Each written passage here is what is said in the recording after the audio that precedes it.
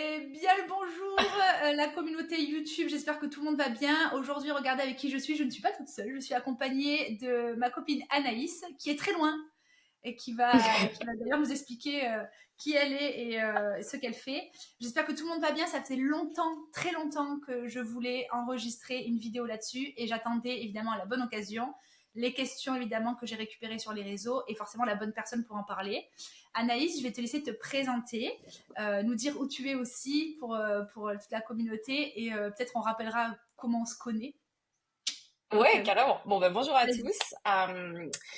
Du coup, moi, c'est Anaïs. Donc, je vis à San Francisco. Ça fait depuis 2016 que je suis à San Francisco. On s'est rencontrés avec Jess à Paris, quand je vivais à Paris et quand Jess me coachait à Reebok CrossFit Louvre. Donc, j'ai commencé le CrossFit à Paris en 2015.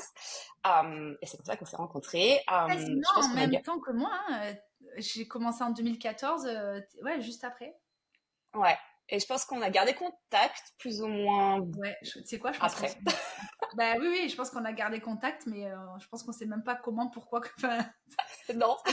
ça s'est fait tout seul. Du coup, qu'est-ce que tu fais en Californie?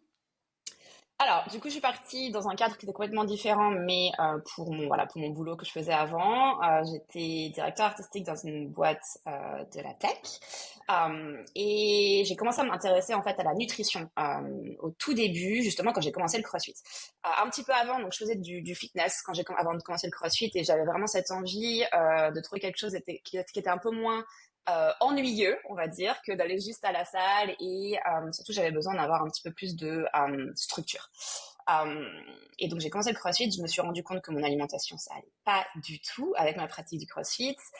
J'avais perdu beaucoup de poids avant de commencer le CrossFit et un peu voilà, c'était un peu l'époque, tu sais, la Paléo. fin de voilà, exactement. Et les blocs, le zone. Voilà, zone. Tout le monde parlait de zone dans le monde du CrossFit. Moi, avant, dans le fitness, c'était l'époque Kayla Tines, tu sais, les BDG et compagnie. Voilà. Donc, Tu j'ai as fait tout toutes les... essayé comme type d'alimentation, toujours par rapport au sport que tu pratiquais. Absolument tout essayé. J'ai suivi tout ce qui était, voilà, zone quand j'ai commencé le CrossFit. J'ai fait du jeûne intermittent avant quand je faisais... d'ailleurs, c'était pas encore quelque chose d'aussi De commun, ouais, trendy ouais. qu'aujourd'hui. J'ai vraiment tout testé. J'ai fait toutes les erreurs, on va dire, de débutante dans le monde du fitness, hein. On les a Perdu tous beaucoup de fait. poids. Voilà, toutes les erreurs. Puis c'était vraiment cette époque où on essayait de devenir le plus maigre possible, où on se posait pas trop de questions sur la physiologie féminine. En tout cas, moi, je m'en posais pas beaucoup et quelles étaient les différences entre les femmes et les hommes, tout simplement face à la performance et l'alimentation. Mm. Donc j'ai fait toutes les erreurs classiques et puis j'ai commencé le CrossFit et je me suis dit ok là vraiment ça m'intéresse de comprendre comment ça marche et donc j'ai commencé à me former quand je suis arrivée aux États-Unis. Je me suis formée sur la nutrition, voilà, j'ai ajouté tout un tas de formations au fur et à mesure pour devenir thérapeute nutritionnelle et je me suis spécialisée sur les hormones féminines il y a à peu près 5 ans, un tout petit peu plus quand j'ai décidé d'arrêter la pilule.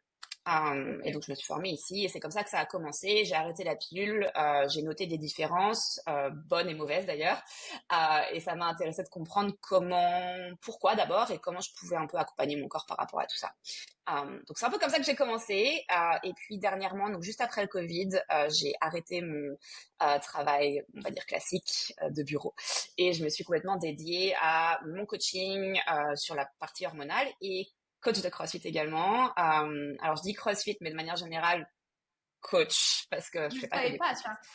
ça. Ouais. Donc je suis coach dans une salle qui est plus affiliée au CrossFit d'ailleurs, qui s'apparente voilà, plus ou moins à la méthodologie CrossFit, mais on va dire beaucoup plus flexible. Mm. Euh, et voilà, ça fait maintenant à peu près 2 ans que je fais ça aussi. Donc j'essaye d'avoir cet équilibre entre voilà mon business sur la santé hormonale et la nutrition et le côté sportif qui m'intéresse beaucoup. D'où mon intérêt sur la santé féminine et la performance dans le sport. Ok.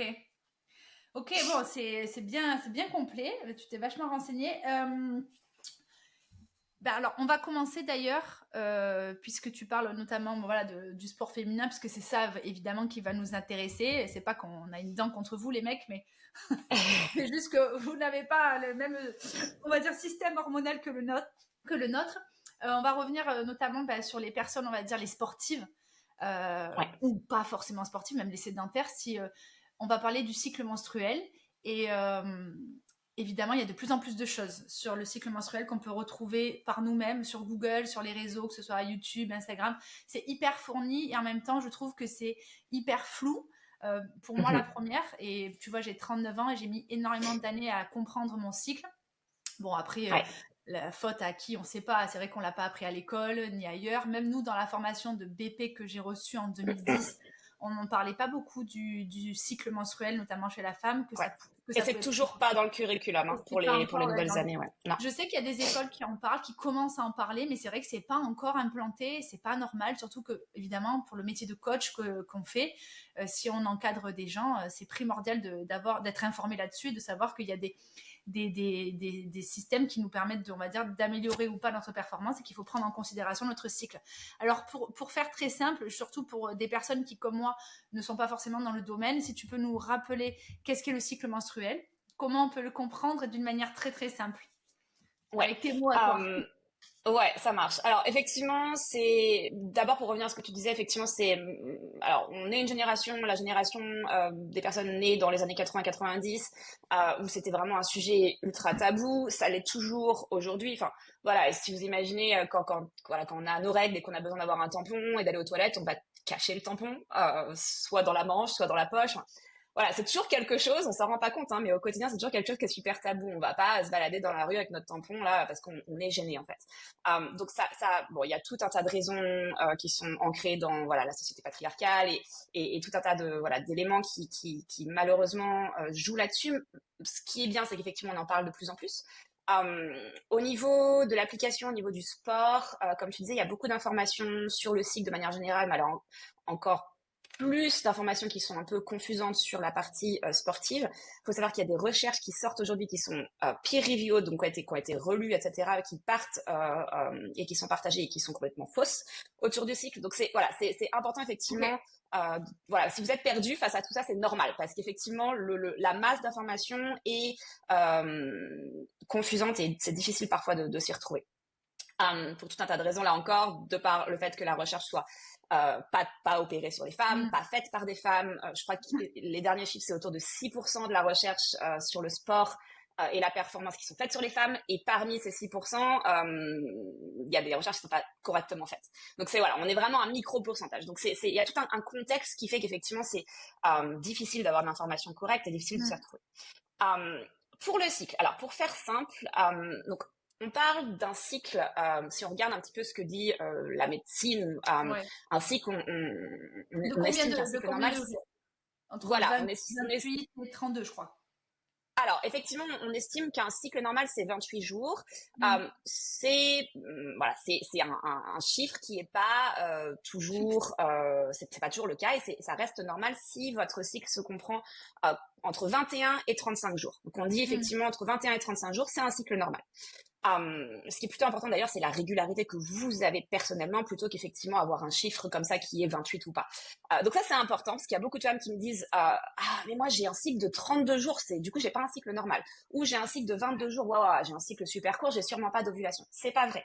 Un cycle normal entre 21 et 35 jours. Le cycle commence quand les règles commencent. Donc le premier jour des cycles, c'est votre premier jour de saignement. Okay. Rappelle-moi comment tu l'appelles cette période. La première. Alors. Ouais, la première période, alors on va essayer de découper le cycle en plusieurs périodes effectivement. Pour faire simple, la première période c'est la période qu'on appelle la période folliculaire, donc effectivement entre le premier jour de vos règles et le début de l'ovulation. Oui. Non, le début de l'ovulation, ouais. Oui, d'accord. Donc du coup effectivement, donc ce premier jour c'est le début du cycle, c'est le jour numéro 1 quand on commence à saigner. Pour vous expliquer rapidement ce qui se passe physiologiquement. Autour du jour 8, on va avoir, donc c'est le milieu de la phase folliculaire, donc cette première phase qu'on appelle la phase folliculaire, on va avoir les oestrogènes qui vont commencer à augmenter. Et autour du jour 13-14, ce qu'on appelle l'ovulation, on a effectivement quelque chose qui s'opère, l'ovulation, qui marque effectivement le changement de phase. Okay. Au moment de l'ovulation, la progestérone, juste après l'ovulation, la progestérone va commencer à augmenter, donc c'est une des hormones féminines aussi avec les oestrogènes. La progestérone, elle est produite par le follicule qui recevait l'ovule. Et au fur et à mesure que la progestérone augmente, les oestrogènes vont augmenter également, ok, dans cette phase. Et c'est ce qu'on appelle effectivement la phase haute, entre guillemets, en Mm. hormones. Ça va durer effectivement voilà, quelques jours jusqu'à ce que la progestérone et les oestrogènes diminuent fortement, et c'est quand les règles vont se déclencher à nouveau. Okay. Donc effectivement, on peut avoir, il y a plusieurs manières de découper le cycle. Certaines personnes découpent ça en 4 phases.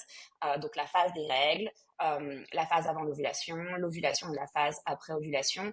Mais ce qu'il faut retenir effectivement, c'est qu'on a une phase entre le premier jour des règles jusqu'à l'ovulation qui est une phase de basse hormone, et une phase après l'ovulation et avant du coup le nouveau cycle, une nouvelle règle, qui est une phase de haute hormone.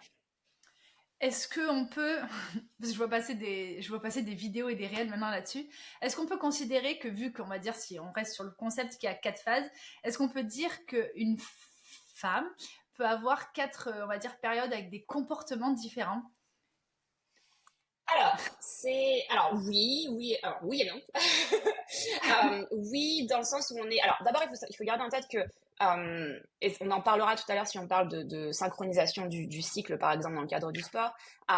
Mais faut garder en tête que c'est ultra individuel.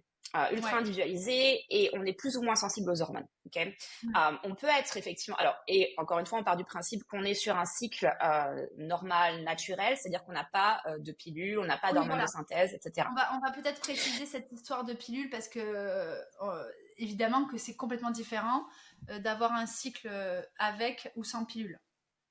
Est-ce que Exactement. Donc tu peux effectivement, faire du quand coup je parle, ouais, pardon. Quand je parle effectivement de ces phases, on parle bien d'un cycle qui est sans hormones de synthèse, sans Mm. pilule.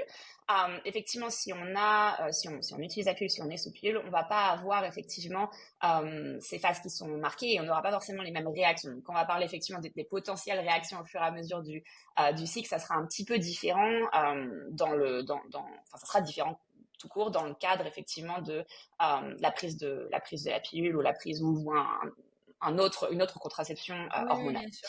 Ouais. Oui, parce que Mais effectivement, ouais. après, je sais que toi, tu disais que tu avais, je sais plus si quand on l'avait tourné, c'était en route, ça, mais tu m'as dit que tu avais arrêté la pilule, toi, il y a 5 ans. Ouais. Moi, je l'ai arrêté pareil, je pense que ça va faire 5-6 ans. Euh, Sans rentrer forcément dans les détails, on arrête forcément de prendre la pilule pour des raisons.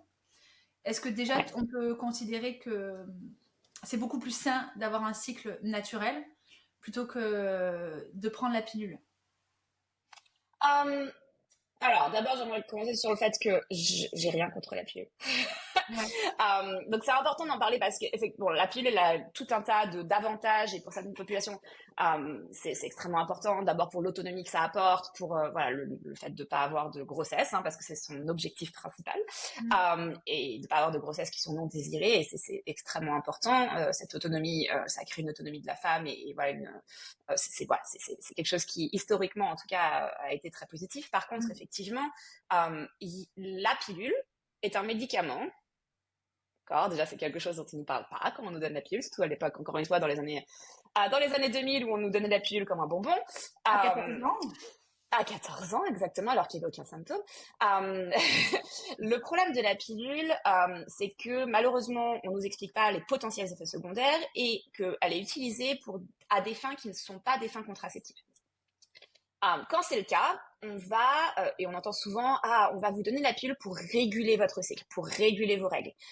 Typiquement, on a des adolescentes qui ont des règles douloureuses, Douloureuse. des règles abondantes. Exactement. Ou Et on un va leur dire, cycle, ou un cycle anormal, et que du ou coup, un cycle irrégulier. elle préfère le gérer avec la pilule, par exemple. Voilà. Et on va leur dire, on va réguler votre cycle et on va vous donner la pilule. C'est faux. La pilule va avoir un effet, effectivement, on a l'impression qu'on régule les choses, mais c'est tout simplement effectivement artificiel. On ne règle rien, et le gros problème qu'on voit quand la pilule est utilisée à des fins non contraceptives, c'est qu'on cache des choses qui auraient dû être diagnostiquées. Les symptômes sont là pour une raison. Ce qui est problématique, c'est que par exemple chez les adolescentes, le fait de ne pas avoir un cycle régulier est complètement normal. Le fait d'avoir des changements dans le cycle, le fait d'avoir des règles abondantes parfois, pas abondantes, douloureuses parfois, pas abondantes, c'est normal. Le corps est en train de faire tout un tas de choses au niveau de la croissance et de mettre en place le système hormonal. Donc c'est normal que les choses soient pas lisses, entre guillemets, jusqu'à environ 20 ans.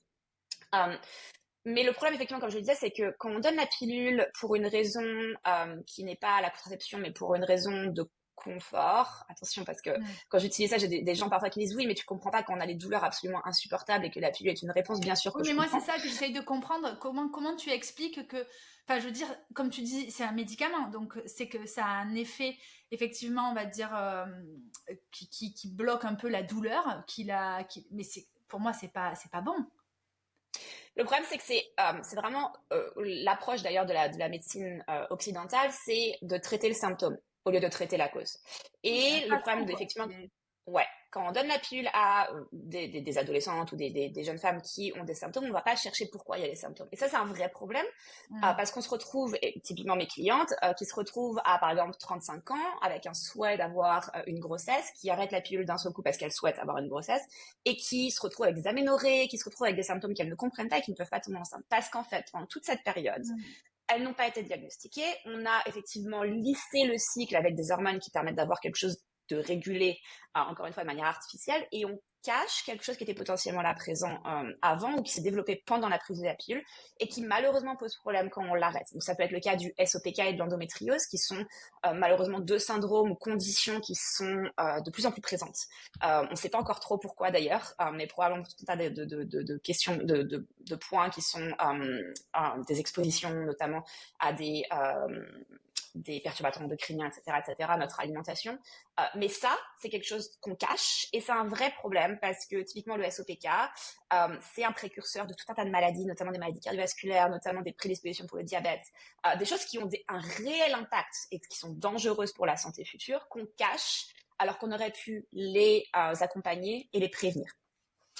Donc c'est ce qui pose problème avec la pilule, on va dire. Donc, pour revenir à ta question, effectivement, c'est la pilule en soi, c'est pas un problème, mais effectivement, il y a des femmes qui la tolèrent pas, il y a des femmes qui vont avoir des effets secondaires, donc il y a tout un tas d'effets secondaires qui, je vais pas développer, mais qui sont effectivement importants, surtout sur une prise longue. Et il n'y a pas de recherche ou très peu de recherches qui sont faites sur les femmes et la prise à long terme d'une pilule.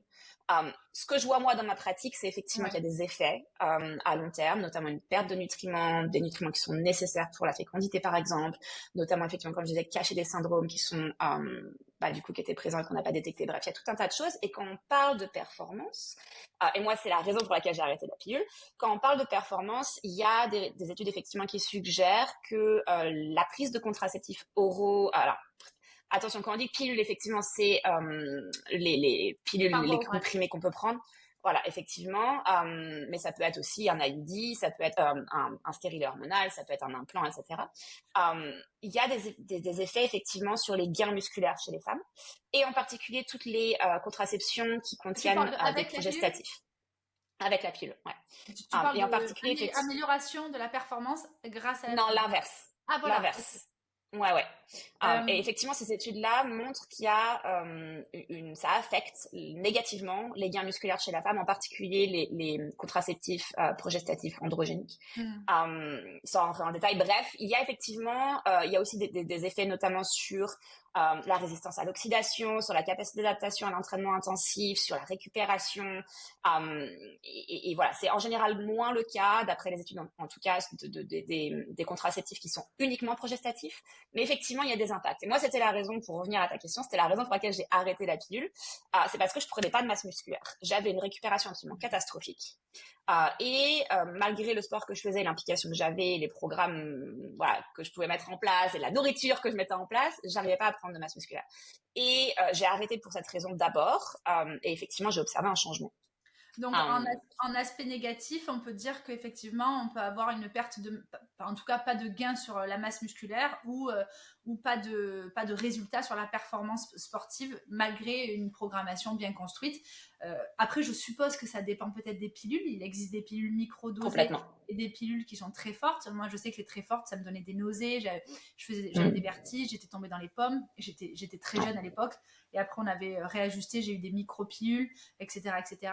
Qu'est-ce que tu Ouais. penses des sportives, notamment, qui continuent, alors je me mets dedans parce que ça m'est arrivé, qu'est-ce que tu penses des sportifs qui continuent leur pilule, notamment en période de compétition, pour bloquer leurs règles? Ouais.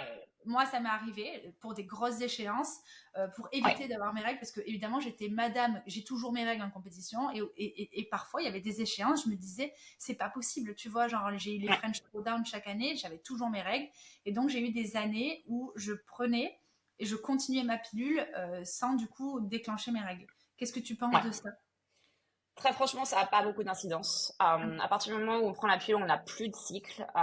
Ça aussi, c'est important parce qu'il y a pas mal de femmes qui le savent pas, qui me disent j'ai mes règles. Non, il n'y a pas de règles, il n'y a pas d'ovulation sous la pilule. Ok.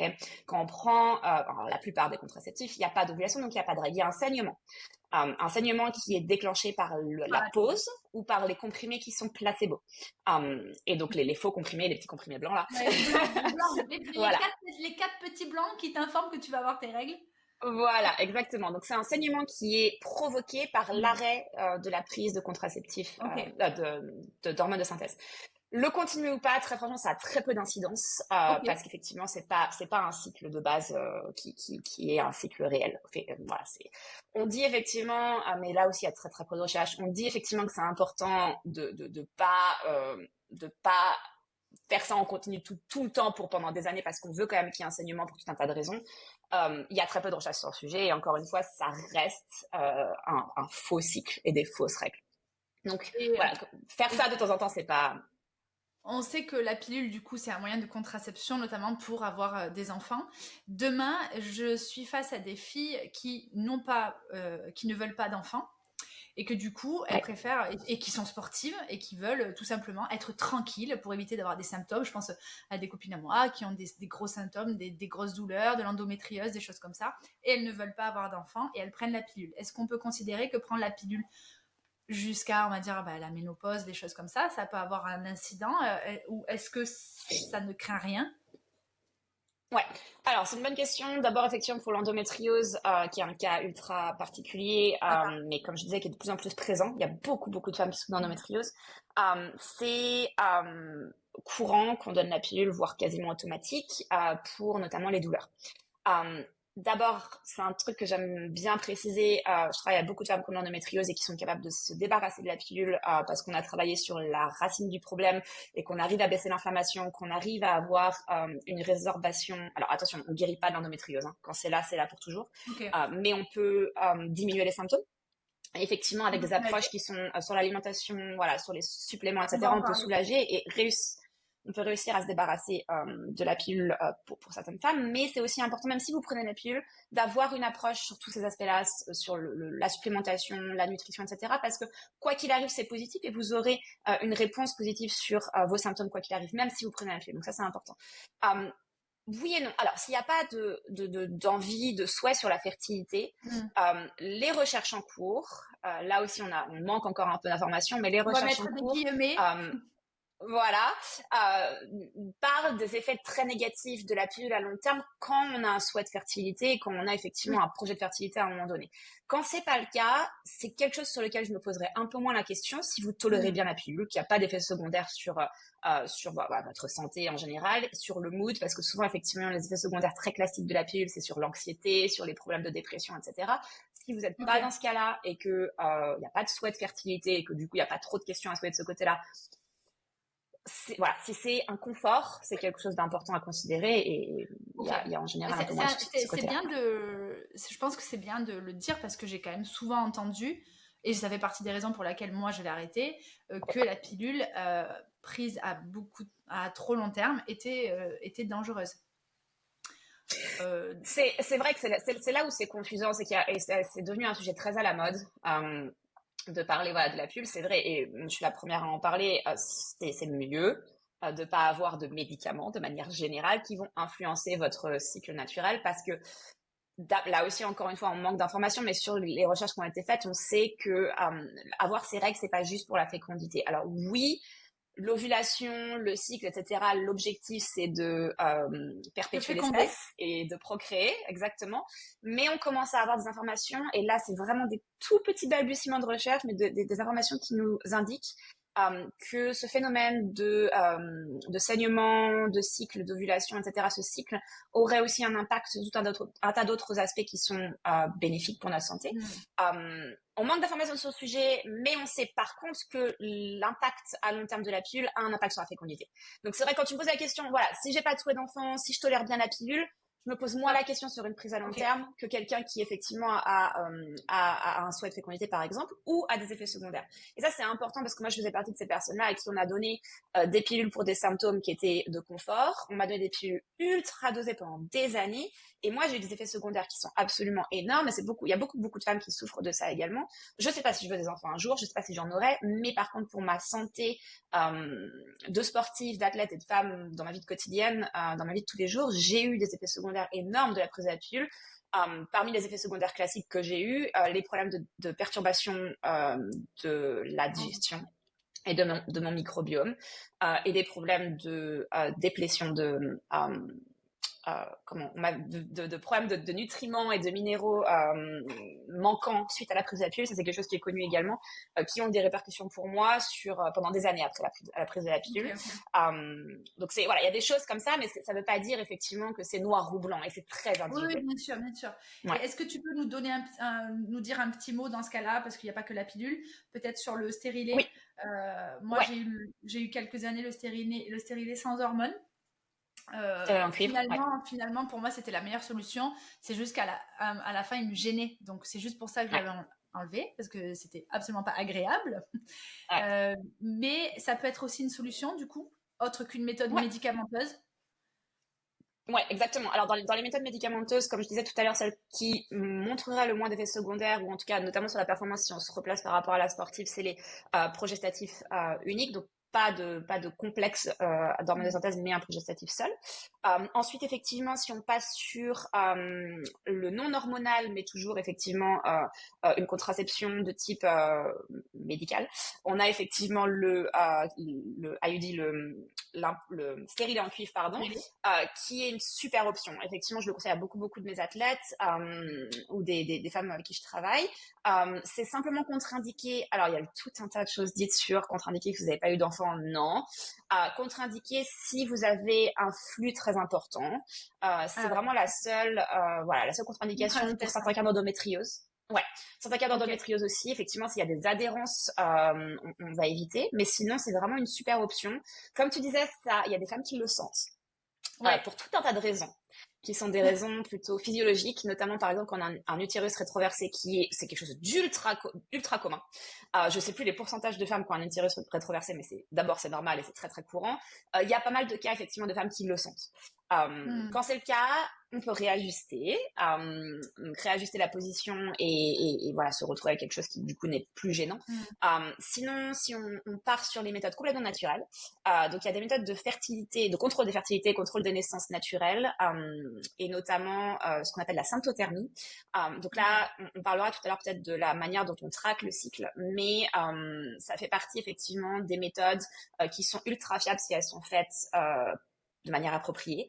Alors si on parle de la symptothermie typiquement, on va prélever tous les matins sa température basale et sa glaire cervicale. Et on va noter ça, avoir un petit graphique, noter les symptômes au fur et à mesure. Ça nous permet de savoir quand on ovule. Parce que tout à l'heure, je parlais du numéro 14, enfin du jour 14, mais encore une fois, si vous n'avez pas un cycle de 28 jours, ça va pas être 14. Donc, connaître votre jour d'ovulation en particulier pour justement pouvoir prévoir, ok, autour de l'ovulation, pas de rapport sexuel non protégé, et du coup, on évite une grossesse. C'est très, très fiable si c'est fait correctement. Par contre, il faut se faire accompagner pour comprendre comment ça fonctionne. C'est quand même une chose où il faut être organisé. C'est pas pour moi. Exactement. Et c'est du boulot parce qu'effectivement, voilà, faut prendre sa température le matin.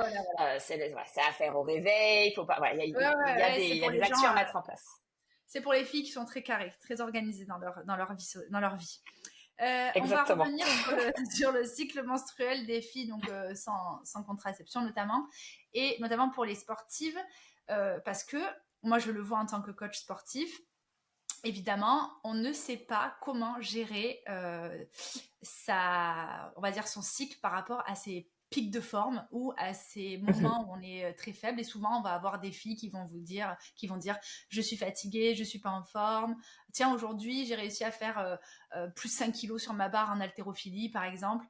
Je sais que maintenant, moi, je l'ai compris, ça s'explique. Et c'est très important de prendre en compte ces phases, donc ces pics de forme. Moi, maintenant, je sais, alors c'est un peu comme la Whoop, hein, c'est-à-dire que le tracker qui va te dire t'es pas en forme, donc on va s'appuyer sur ces données-là. Mais par exemple, comment, parce que je sais qu'on est toutes différentes, Ouais. comment on peut gérer justement ces pics de forme? Comment on peut dire aux filles, ok, avant d'avoir tes règles, il va se passer ça, pendant tes règles, il va se passer ça, et après, tu peux avoir ça, etc., etc. Si on pourrait Ouais. paramétrer d'une manière très simple, avant les règles, pendant les règles, après les règles. Ouais. Alors, si c'était si simple, ça serait bien. Je sais. Euh, Effectivement, alors c'est un sujet qui m'intéresse vachement parce c'est devenu à la mode là, la synchronisation des cycles avec, enfin l'entraînement synchronisé avec les cycles. Il y a beaucoup de choses qui se disent sur Internet. Oui, pendant les règles, tu peux pas faire ça, va faire du yoga, fais de la natation à la Ouais, place. c'est Bon, c'est pas insupportable. vrai. C'est insupportable. Je te dis la vérité, c'est insupportable. Je supporte plus les gens qui disent alors moi, il faut que je fasse vraiment une méthode douce pendant mes règles. Voilà. Arrêtez, arrêtez. Voilà, il y a tout un tas de trucs en plus qui sont ultra négatifs par rapport à tout ça et qui perpétuent cette idée. Typiquement, les femmes qui sont intéressées dans le yoga et la méthodologie du yoga ou la médecine ayurvédique où on dit pendant les règles, pas d'inversion, ne mettez pas la tête à l'envers. Alors attention, tout ça, ça a été créé par des hommes. Faut se souvenir de qui a rédigé tous ces trucs-là sur le yoga. On comprenait que dalle au cycle menstruel. Et les mecs se sont dit, oh là là, pas la tête à l'envers, c'est à tes règles, parce qu'on sait jamais où le sang va aller. Bref, Oh my god, mais ça, c'est un truc non. que tu dois absolument te dire sur les réseaux, Anaïs. C'est interdit. Incroyable. Je l'avais jamais Donc, vous entendu, hein, pouvez, l'histoire de la tête en bas, je l'avais jamais entendu. J'en ai entendu des donc, conneries, hein, mais celle-là, je l'avais jamais entendue. Ok. vous pouvez faire des handstands pendant les règles, il n'y a pas de problème. Non, mais grosso modo, on est d'accord que, évidemment, que c'est personnel. Ouais, En fait, on peut tout faire. Il faut juste savoir s'écouter. exactement. Comment on Et arrive parce que ça, c'est dur pour une jeune femme, ouais. tu vois. C'est Et c'est un super dur. super sujet, c'est super dur et surtout, alors, entre ce qu'on entend, ce qu'on est censé, ce qu'on pense qu'on est censé ressentir versus ce qu'on ressent vraiment et on se dit qu'on n'est pas Exactement. normal, etc. Donc ça, c'est hyper important. Notre physiologie change au rythme de nos fluctuations Mm. hormonales, voilà, c'est un fait. Mais il n'y a jamais de mauvais jours. Ok, il n'y a pas de jour où non, c'est pas possible. Dans mon cycle, je peux pas faire un PR. Non, dans mon cycle, je peux pas faire. Il n'y a pas de mauvais jour en soi. Par contre, il y a peut-être un mauvais moment pour vous. Et ça, c'est hyper important, le fait de vous connaître. Et c'est important pour les coachs qui vous suivent, c'est important pour vous de traquer.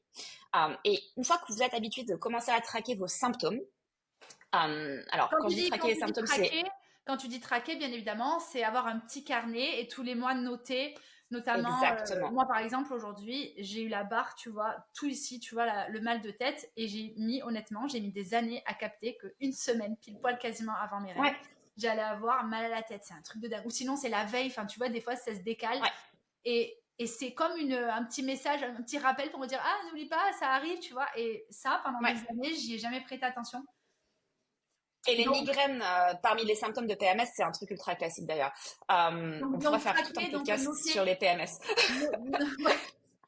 Noter, on va dire peut-être pendant 2-3 mois les symptômes, on va dire classiques qui peuvent arriver, tu Ouais. vois, les noter dans un carnet, c'est intéressant, ok? Exactement. Et c'est super important de le partager donc avec votre coach si vous en avez un. Mais Ouais. voilà, c'est important effectivement de comprendre. C'est la première chose à faire, c'est commencer à traquer pour comprendre tout simplement Mm. vous ce que ça veut dire. Comment est-ce que vous réagissez à vos fluctuations hormonales. Pourquoi? Parce qu'effectivement, encore une fois, comme je disais tout à l'heure, on n'est pas tous sensibles de la même manière aux changements hormonaux. On n'a pas tous, parce qu'effectivement, si on souffre de PMS, et on pourra revenir tout à l'heure, on a des changements parfois un peu plus drastiques sur nos hormones qui vont nous impacter un peu plus. Donc, ce que je recommande dans tous les cas, c'est effectivement de noter pendant plusieurs mois et de comprendre comment vous, votre performance va varier pendant le cycle. Et c'est à ce moment-là où vous serez capable de dire, OK, tous les mois, tel ou tel moment de mon cycle, je suis plus résiliente à un entraînement en force, ou je suis plus à même d'aller, j'en sais rien moi, faire un cardio par exemple. Mais par contre, c'est physiologiquement, il y a des choses effectivement qui sont intéressantes à comprendre et à connaître. Sachez que quand on dit voilà pendant les règles, on est cette petite chose fragile, on peut absolument rien faire, mon Dieu, parce qu'on saigne. Physiologiquement, c'est faux. En fait, au moment où les règles commencent, on rentre dans cette phase basse hormonale. Donc, on a effectivement moins d'hormones. On a une chute drastique d'œstrogène et de progestérone, ce qui fait que les règles se déclenchent. Et ça, c'est le moment idéal. C'est le moment où on est le plus résilient au stress. Donc, à partir du jour 1. Tu parles du jour 1 jusqu'à la Ouais, première, jusqu'à l'ovulation. Ok. Exactement. Quand et donc, on est plus encore une résilient, fois, on est plus, le corps en fait est capable de répondre à un stress physique qu'on lui impose, donc le sport par exemple. Et on est capable de s'adapter, on a une adaptation plus facile à ce stress physique. Ouais, Attention, par évidemment exemple, si... je sais Ouais, que vas-y, ça vas-y. m'arrive d'avoir. Alors, c'est trop marrant. Le jour 1, voire le jour 2, genre, je peux facilement mettre 10 kilos de plus sur mes barres. Exactement, C'est exactement. incroyable. Et Mais vraiment, c'est c'est pour ça incroyable. c'est pour ça que c'est insupportable quand j'entends des gens dire ah on peut rien faire pendant le jour. C'est Ouais. pas vrai. Physiologiquement c'est pas vrai. Par contre, si vous souffrez et ça on peut voilà ça veut dire qu'il y a des soucis d'un point de vue hormonal, mais si vous souffrez de règles douloureuses, de règles extrêmement abondantes, il y a des choses à aller vérifier et à mettre en place. Évidemment que vous n'allez pas être concerné par ça. Et si vous ressentez une fatigue pendant les règles, il faut se reposer. Il y a Oui, bien sûr, aucun bien sûr. voilà, on vous demande pas au contraire de forcer. Mais par contre d'un point de vue physiologique, il faut savoir que pendant les règles, on est capable, voilà, d'avoir effectivement une performance assez forte d'un point de vue, d'ailleurs, voilà, en gros, ce qu'on observe physiologiquement, c'est que il y a un shift en fait d'un point de vue du système immunitaire, c'est complètement lié à notre cycle, et il y a un shift, un changement qui s'opère entre effectivement la période avant l'ovulation et la période après l'ovulation. Et cette période entre le jour 1 et l'ovulation, c'est la période où on est la plus résistante au stress. D'un point de vue cognitif, c'est là où on est aussi, parce qu'il y a une montée d'oestrogène avant Oui, bien sûr. l'ovulation, c'est là où on est super focus. D'ailleurs, beaucoup de femmes notent que dans leur travail, avant l'ovulation, elles ont cette espèce de, tu vois, elles sont rapides, elles n'ont pas de brain fog, elles ont cette espèce d'acuité d'un point de vue cognitif, et ça s'explique. Et de la même manière au sport, quand on a cette capacité de se concentrer, on va avoir une capacité plus importante d'avoir un bon entraînement, parce qu'on arrive à être vraiment très focus sur ça. Ouais, Donc physiologiquement, il y a vraiment quelque chose qui l'explique. Par contre, encore une fois, c'est très individualisé. Si vous souffrez de PMS, si vous souffrez de règles abondantes et de flux abondants, et on peut en parler un petit peu plus en détail si tu le souhaites, mais il faut pas forcer. Là, ce qui va être compliqué, parce que après on peut apprendre nous à se traquer et donc à avoir certaines données qu'on va pouvoir appliquer dans notre pratique sportive. Ce qui va être compliqué, c'est les filles qui vont être dans des salles de sport encadrées par des coachs où il y a un programme sur le tableau. Et effectivement, les seules adaptations qu'il y a, c'est poids des hommes, poids des femmes. Il n'y a pas d'autres adaptations. Du coup, moi je sais que par exemple, il y a notamment la période juste avant d'avoir mes règles, c'est une période où je peux avoir très mal au rein, tu vois, au niveau du dos. Et moi qui ai eu des gros problèmes de dos, j'ai mis des années, pareil, à percuter que la semaine avant mes règles, il y avait des mouvements que je ne pouvais pas faire, notamment les soulevés de terre, tu vois, me baisser en avant, le rameur, les dévil press, la gym dynamique, parce que ça pouvait me déclencher des grosses douleurs dans le dos. Et je sais que c'est difficile en tant que les coachs, ils sont pas informés là-dessus, tu vois. Non. Et je pense qu'il faut, tu vois, grâce à une vidéo comme ça, de dire aux filles, c'est hyper important d'être alerte, notamment sur les symptômes, d'aller voir le coach et de lui dire, il y a des mouvements que clairement, il faut réajuster. Il faut vraiment réajuster. Ça peut être les charges lourdes, ça peut être les impacts, ça peut être le style de mouvement. Moi, je sais que les flexions ou les extensions, les flexions lombaires ou des hanches, j'évite, et je sais que je suis pas la seule. Et j'ai beaucoup de filles qui me disent j'ai mal au rein. J'ai mal au rein, des choses comme ça. Et après, voilà, j'ai souvent la question, je fais comment? Parce que j'ai beaucoup de filles qui font encore de la compète et qui me disent comment je fais? J'ai mal au ventre, j'ai mal au dos, j'ai tous mes symptômes et j'ai mes règles. Comment je fais en compétition? Moi, ma seule réponse, c'est meuf, on s'adapte en fait. On n'a pas le choix. J'ai pas de solution en fait, j'ai zéro solution parce que j'ai vécu ça pendant tellement d'années. Quand j'étais gymnaste en juste au corps, en velours blanc, et que j'avais pas de tampon à l'époque parce que j'avais 15 ans et qu'on me mettait. Je m'adapte en compète de CrossFit quand il y a un soulevé de terre à 140 kilos et que j'ai mal au dos, ben, je mets une ceinture, je serre les dents, quoi. Malheureusement, Ouais, après, c'est juste que ben, ça dépend où tu mets ton curseur d'objectif, quoi, tu vois. C'est sûr que exactement. ta santé est ta priorité, mais moi, personnellement, j'ai pas de solution, notamment pour les sportives lors de Ouais, compétitions, quand il y a des symptômes qui débarquent, où il y a des douleurs. ouais, Je leur dis, faut vous serrer les dents, vous adapter, quoi. Évidemment, ouais. ça sert à rien de se tuer, quoi. Ça sert à rien de se tuer.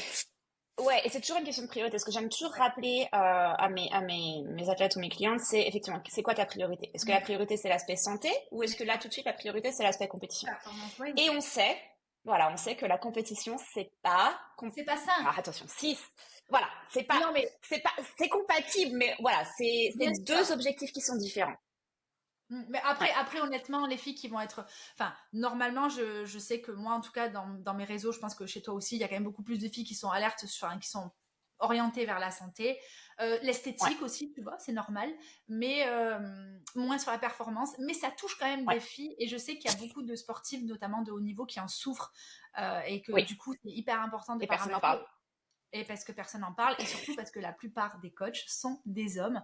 Il y a des hommes Exactement. qui s'informent petit à petit, mais bon. Je vais rebondir notamment sur un autre truc par rapport à la performance, je sais plus ce que je voulais dire.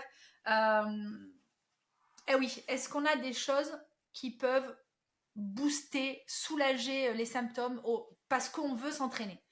Moi, Ouais, demain, voilà, là, je suis dans ma phase, là, c'est dans une semaine.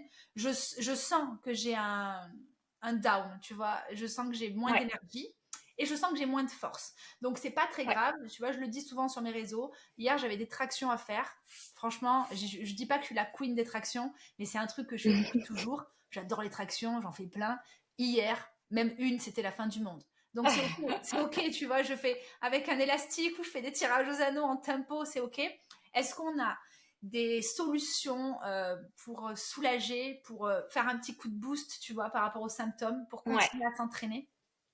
Ouais, j'adore cette question. Alors d'abord, ce que j'aime bien préciser, c'est qu'effectivement, quand on parle de changement de phase et changement d'énergie, etc., effectivement, la phase après l'ovulation, donc cette fameuse phase où on a donc ces hormones, donc c'est la phase lutéale où on a les hormones qui sont plus importantes, plus fortes, le métabolisme augmente. Ok, donc c'est cette fatigue ou les cravings, les envies, Et, on a envie de manger plus, et les c'est 3 kilos. normal. Et les 3 kilos. Ouais, alors ça, c'est tout ce qui va être gonflement, rétention d'eau Oh et là bloating. là! Est-ce qu'on Ça, peut le c'est dire vraiment ça? quelque chose. C'est vraiment quelque chose, c'est des signes. Tout ça, c'est des signes des PMS, ok? C'est des Ok. SPM, tous ces signes-là avant-coureurs des règles. Par contre, effectivement, physiologiquement, le métabolisme augmente à ce moment-là. Donc, c'est important. La première chose à faire, si vous voulez soutenir votre cycle, votre performance à cette période-là, c'est d'augmenter vos apports. Si vous Ok. avez plus faim, c'est Glucidique. qu'effectivement, exactement, le métabolisme augmente, c'est normal. L'objectif de cette phase-là, la phase lutéale, c'est de construire du tissu. On essaye de reconstruire la muqueuse endométriale, donc c'est voilà, c'est normal. Augmentez vos glucides, les protéines aussi, parce que la progestérone, elle, quand elle augmente, ça va augmenter les besoins effectivement en glucides, mais aussi en acides aminés. Donc augmentez les protéines, augmentez les glucides. Répondez à ces envies-là, parce que si vous résistez à ce moment-là, alors que votre corps en a besoin, c'est la meilleure solution pour faire du binge eating quand on commence à les règles. Ok? Donc D'ailleurs, gérer les bon, cravings. tu parles voilà des cravings, donc on parle des glucides. Évidemment, on va éviter de se jeter sur le pot de Ben Jerry, peanut butter ou quoi. Mais moi, j'aime bien dire, meuf, fais-toi plaisir. Ok, je vais pas te dire de rajouter 20 grammes de riz. Tu vas les rajouter tes 20-30 grammes de riz. Maintenant, tu veux manger la tablette de chocolat. Bon, franchement, si tu le fais une fois par mois.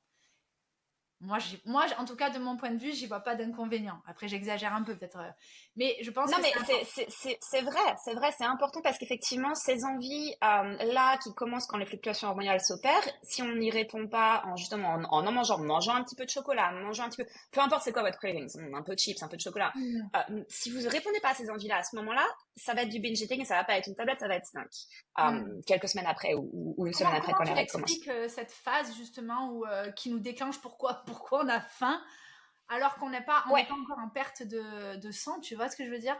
Ouais, alors c'est vraiment pas lié justement à la période où les règles commencent, c'est lié à avant, effectivement pendant la phase lutéale, donc juste après l'ovulation. Le corps va libérer donc la progestérone pour préparer le corps à une éventuelle grossesse. Ok. Et effectivement, c'est l'augmentation de ces hormones et notamment de la progestérone c'est ces niveaux d'hormones en fait qui vont effectivement avoir un effet Hmm. d'augmentation sur la faim et sur les envies parce qu'effectivement on en a besoin, le corps en a besoin. Ok. Okay. Bon, il Et y a tout donc, un tas d'autres raisons et notamment parce qu'il y a une action sur des neurotransmetteurs et sur la sérotonine, qui est cette espèce d'hormone good mood, hmm. good feeling. Il y a aussi toute cette partie-là, je vais pas rentrer dans le détail, mais ça D'ailleurs, a un impact, on va l'augmentation de rebondir parce testostérone que et de progestérone.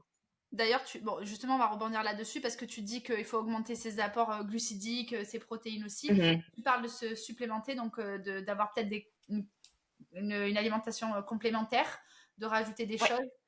Est-ce que c'est pendant cette période-là ou c'est au quotidien? Qu'est-ce qui peut peut-être voilà, nous aider à y voir plus clair, à aller mieux?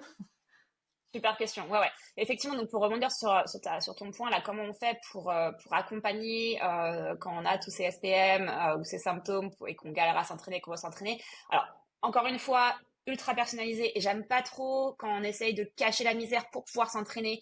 J'ai eu des clientes qui se gavent d'ibuprofène pour pouvoir aller gérer leur entraînement et subir leur entraînement. Ça, c'est quelque chose que je déconseille.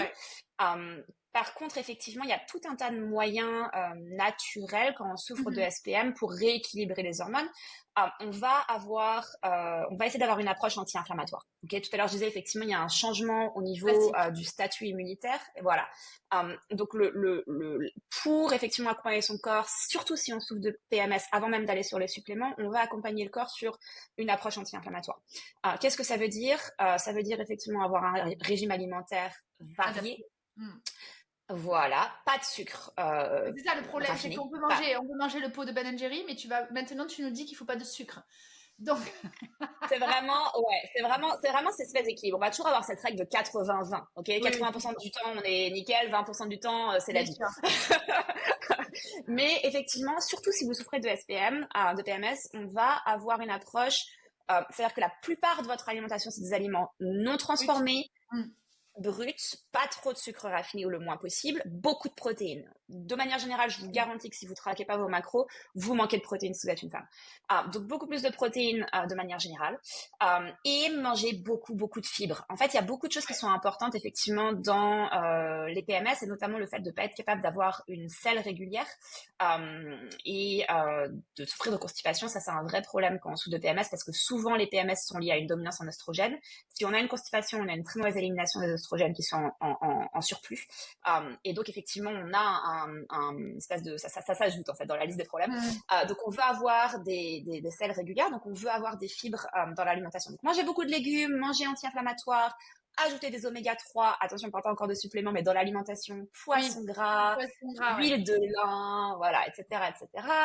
Manger beaucoup de graines, beaucoup de seeds, Des noix et des amandes. des noix et des amandes, voilà, exactement. Des graines de chia, des graines de lin, des légumes non négociables à chaque repas.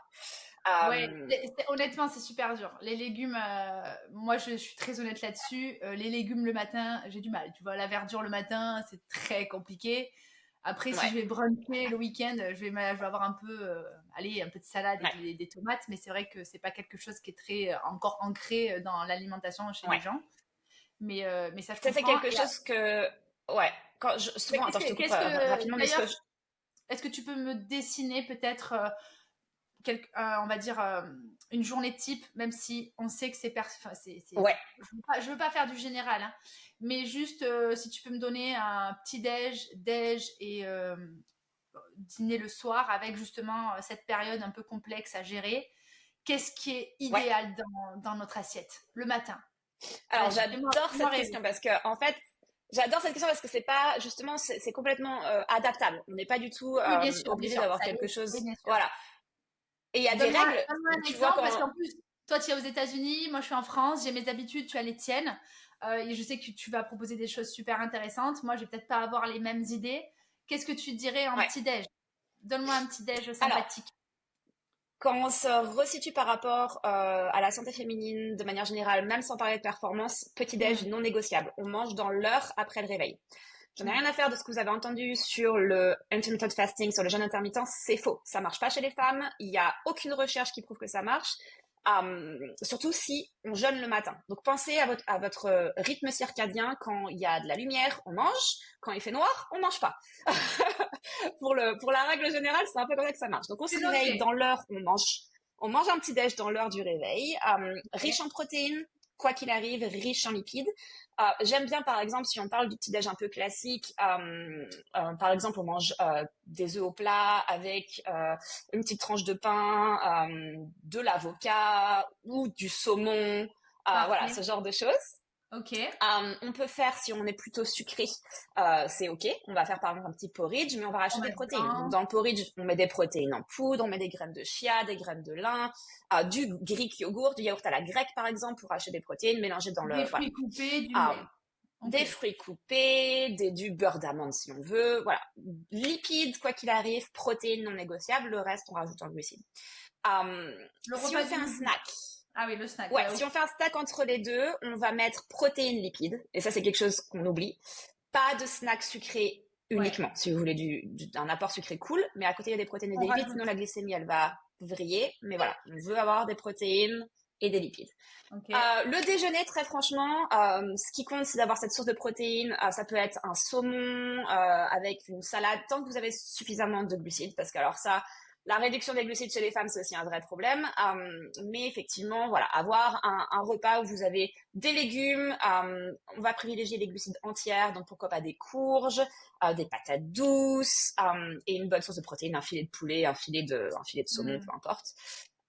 Au dîner, on va essayer de manger dans les maximum ou minimum 2 heures avant de se coucher. Et rien manger entre cette période-là et le coucher. Sauf si vous avez des problèmes de glycémie, auquel cas j'ajouterais, si par exemple vous vous réveillez la nuit beaucoup pour aller faire pipi, c'est souvent des problèmes de glycémie. Donc j'ajouterais avant de se coucher des protéines uniquement, un bol de yaourt à la grecque par exemple.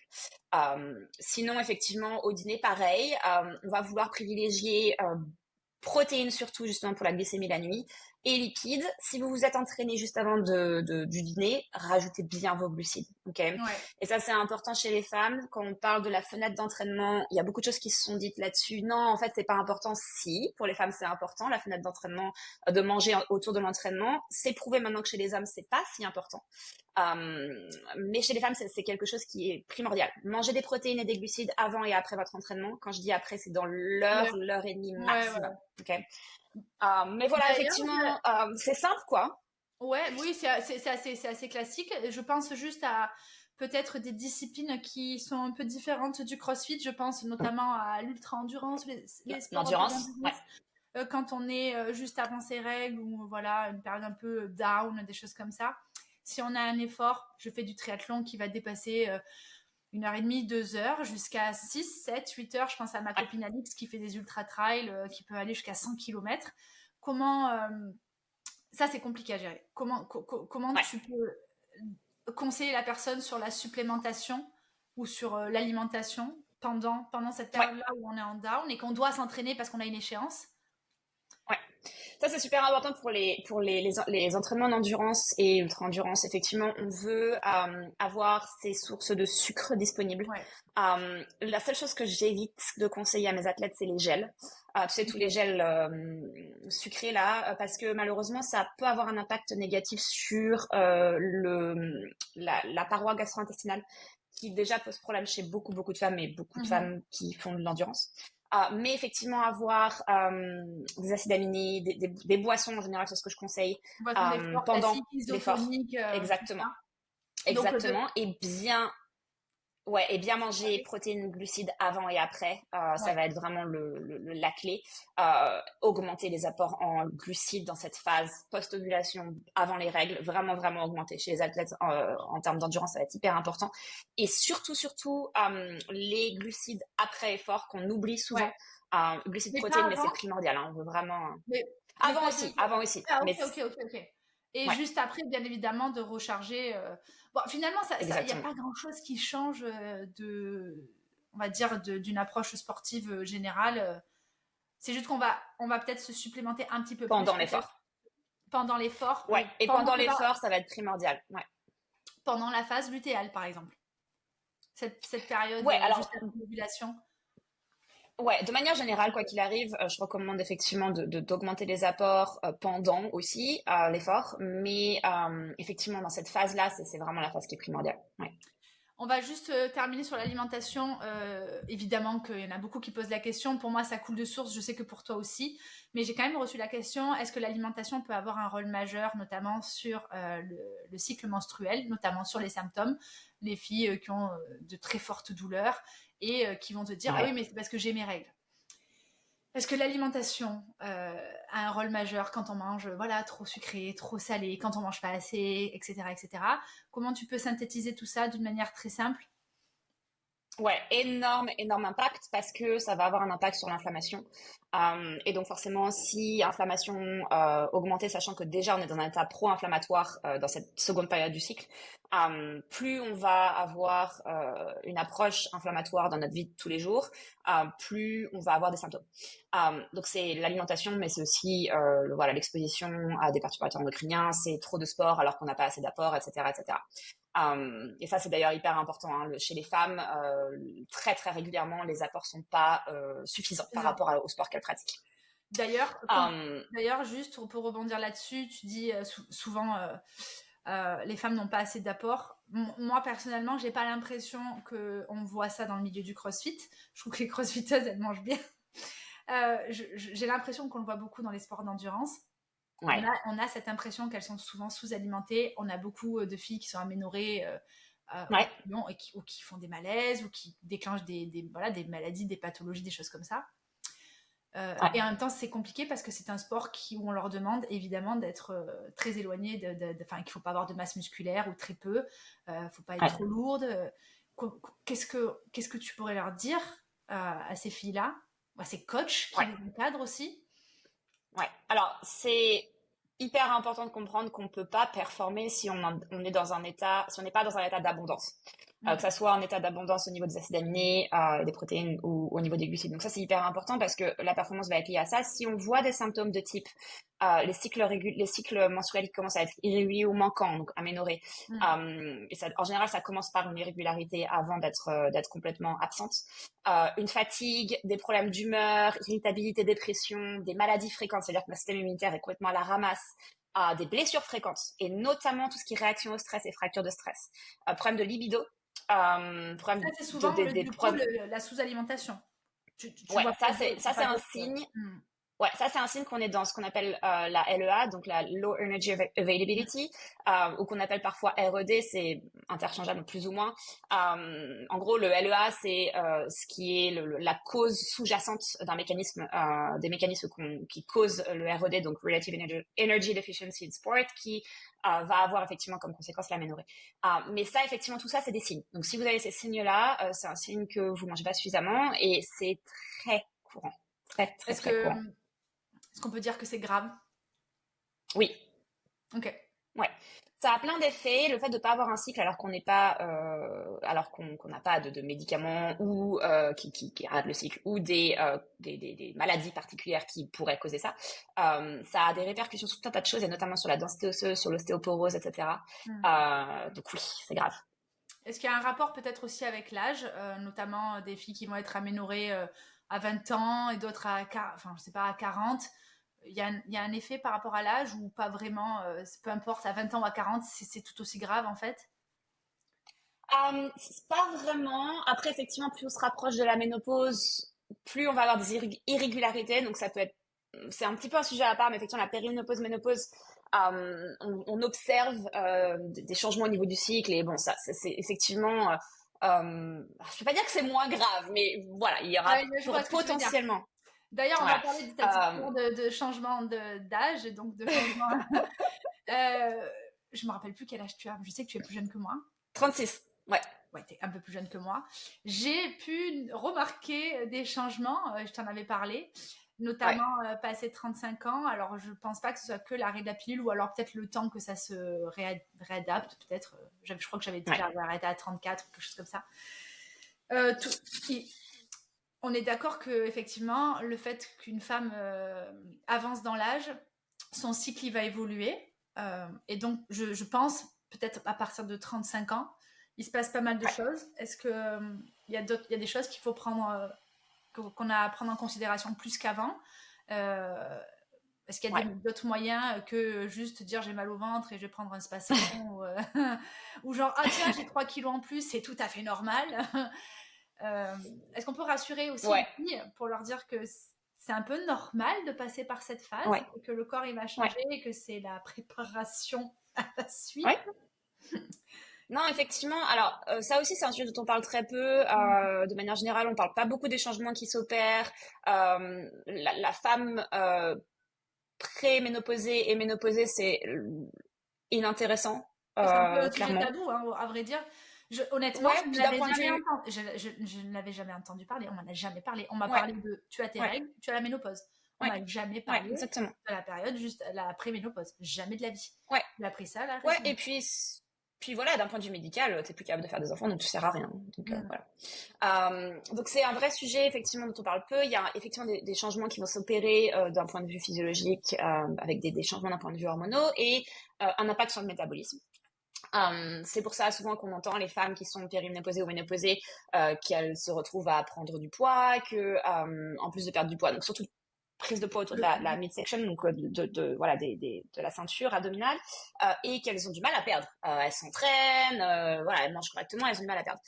C'est un vrai sujet. Oui, il y a un changement. Oui, il faut le prendre en compte. Et surtout, si vous avez des signes avant-coureurs, prenez ça en compte avant d'arriver à la ménopause. Pourquoi ? Parce qu'effectivement, s'il y a des dérèglements hormonaux, c'est très fort probable que votre ménopause soit inconfortable. C'est-à-dire que c'est très probable que les symptômes soient vraiment gênants et vous impactent dans la vie quotidienne. Donc, tout simplement travailler avec quelqu'un qui va vous accompagner à avoir cette espèce de régularité au niveau de vos hormones et trouver ce qui vous correspond mieux. Il faut savoir effectivement qu'il va y avoir des changements à mettre en place d'un point de vue alimentaire, parce qu'effectivement, on va avoir une capacité d'utilisation des glucides, etc., un petit peu différente. Il va falloir augmenter les protéines. On en parle, pour les femmes, c'est vraiment important d'avoir des protéines suffisamment dans votre alimentation, mais alors pour les femmes ménopausées encore plus. Donc on va augmenter les protéines. On va observer souvent des phénomènes de résistance à l'insuline un peu plus présentes, des problèmes de glycémie. Donc on va faire très attention de ce côté-là. Et il faut savoir, et à toutes les femmes qui ont moins de 35 ans, moins de 40 ans, c'est hyper important qu'on le précise, entraînez-vous en résistance, construisez du muscle. Après 40 ans, c'est quasiment impossible. On a encore cette vieille image de je ne peux pas soulever de poids parce que je vais prendre de la masse, et j'essaie d'expliquer, je leur dis en fait c'est ta protection pour plus tard, parce que passé un certain âge, tu vas perdre ta masse musculaire et ça peut être dangereux pour ta santé. Mais bon, ça c'est encore un autre débat. Oui, donc tu conseilles bien évidemment de faire des sports qui vont être un peu plus orientés vers le développement de la force, ou en tout cas du maintien de la force, que ce soit de la musculation. Hyper important. Hyper important. Le sport en résistance pour les femmes, c'est primordial. On perd en masse musculaire, mais aussi en densité osseuse. Ça, c'est un vrai sujet, la densité osseuse chez les femmes. On est sujette à l'ostéoporose, on est sujette à beaucoup de types de fractures. C'est valable tout le temps. C'est pas que pour les filles qui vont être, quand on approche de la ménopause, c'est pour tout le temps. Hein. Avant. Avant. Oui, bien sûr, c'est pour avant. Je regarde, je réfléchis.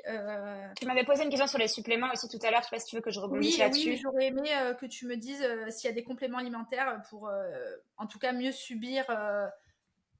gérer les symptômes qui peuvent, on va dire, soulager avec des méthodes beaucoup plus naturelles que médicamenteuses. Si tu as, voilà, moi. Alors, effectivement, la partie inflammation, c'est toujours ce truc-là. Donc, comment est-ce qu'on peut accompagner cette espèce d'état pro-inflammatoire ? Oméga 3. Donc, oméga 3 le plus possible via l'alimentation. Rajouter des oméga 3 si on souhaite avec des suppléments. Souvent, ce qu'on observe, c'est que les personnes qui souffrent de PMS et de symptômes qui sont handicapants avant les règles, pendant les règles, sont... Attention à vérifier toujours dans vos analyses sanguines, mais sont souvent en manque de vitamine D. Il y a une relation entre effectivement la présence de SPM et une carence en vitamine D. Il faut savoir qu'on est quasiment toutes sujettes à ça, et pas que l'hiver, parce que malheureusement alors surtout là, typiquement, moi je suis en Californie, il y a le trou de la couche d'ozone au-dessus de nous, donc tout le monde met de la crème solaire absolument tout le temps, et donc du coup on n'a pas d'apport suffisant d'un point de vue UV bons UV, voilà, pour avoir la vitamine D optimale. Donc voilà, supplémentation en vitamine D à vérifier effectivement, mais beaucoup de femmes vont avoir ça comme souci, surtout si elles ont des SPM. Il faut savoir aussi que la vitamine D est liée au fer. Et c'est souvent quelque chose qui va se retrouver chez les femmes qui ont des PMS, c'est-à-dire une carence en fer et une carence en vitamine D ensemble. Le zinc aussi, Le magnésium. il n'y a pas du zinc? Le zinc et le magnésium. Ouais, j'allais y arriver, effectivement. Zinc et magnésium, qui sont des suppléments qui sont intéressants dans le cadre des PMS, des SPM. Les fibres. Alors, c'est pas vraiment des suppléments. Vous pouvez acheter des suppléments de fibres, mais commencez par l'alimentation. Au moins 25 grammes de fibres tous les jours. Hyper important pour l'inflammation et pour votre métabolisme en général. 25 grammes, Il y a ça fait plein quoi? d'autres... Comment tu calcules le 25 grammes de fibres? Quoi, par repas? Ouais. Non, Oui. par jour. Donc, si vous traquez pas, c'est tout simplement mettre 2 bonnes poignées de légumes par repas, à peu près. Ouais. Ouais. C'est beaucoup. Bah ouais. Ce que Ça je va, les conseille d'ailleurs pour légumes? revenir là-dessus pour les femmes qui ont du mal à manger des légumes au quotidien, Ouais. ce que je conseille, c'est de faire un smoothie la journée. Dans ce smoothie-là, vous mettez des épinards, des choux-fleurs surgelés. Je sais que Ah ça ouais, c'est non, mais moi, bizarre quand je le dis, je mais peux ça n'a pas pas avoir de un goût. smoothie. Ouais, mais un smoothie salé, c'est pas possible. Non, non, non, ça sera pas salé. Tu mettras tes fruits comme d'habitude, ta banane, de l'eau de coco, peu importe ce que tu veux. Ah, alors Mais en attends, base, ok. Donc, épinards, du chou. alors je sais ça sonne bizarre quand je dis ça, du chou-fleur surgelé, ça n'a pas de goût, ça va donner une bonne texture au smoothie, mais ça vous apporte les fibres. Et ça a vraiment Ok. pas de goût, je vous jure qu'il y a zéro goût quand vous l'ajoutez. Donc c'est Mais une du coup, manière de tu le cacher prends les fibres. congelé. Congelé, Ouais, moi alors. j'achète ça congelé, mais tu peux aussi le congeler toi-même hein, en avance, comme faire congeler des bananes pour faire des petites, tu sais, Je note, hein. Je trucs note chou-fleur nice cream. congelé.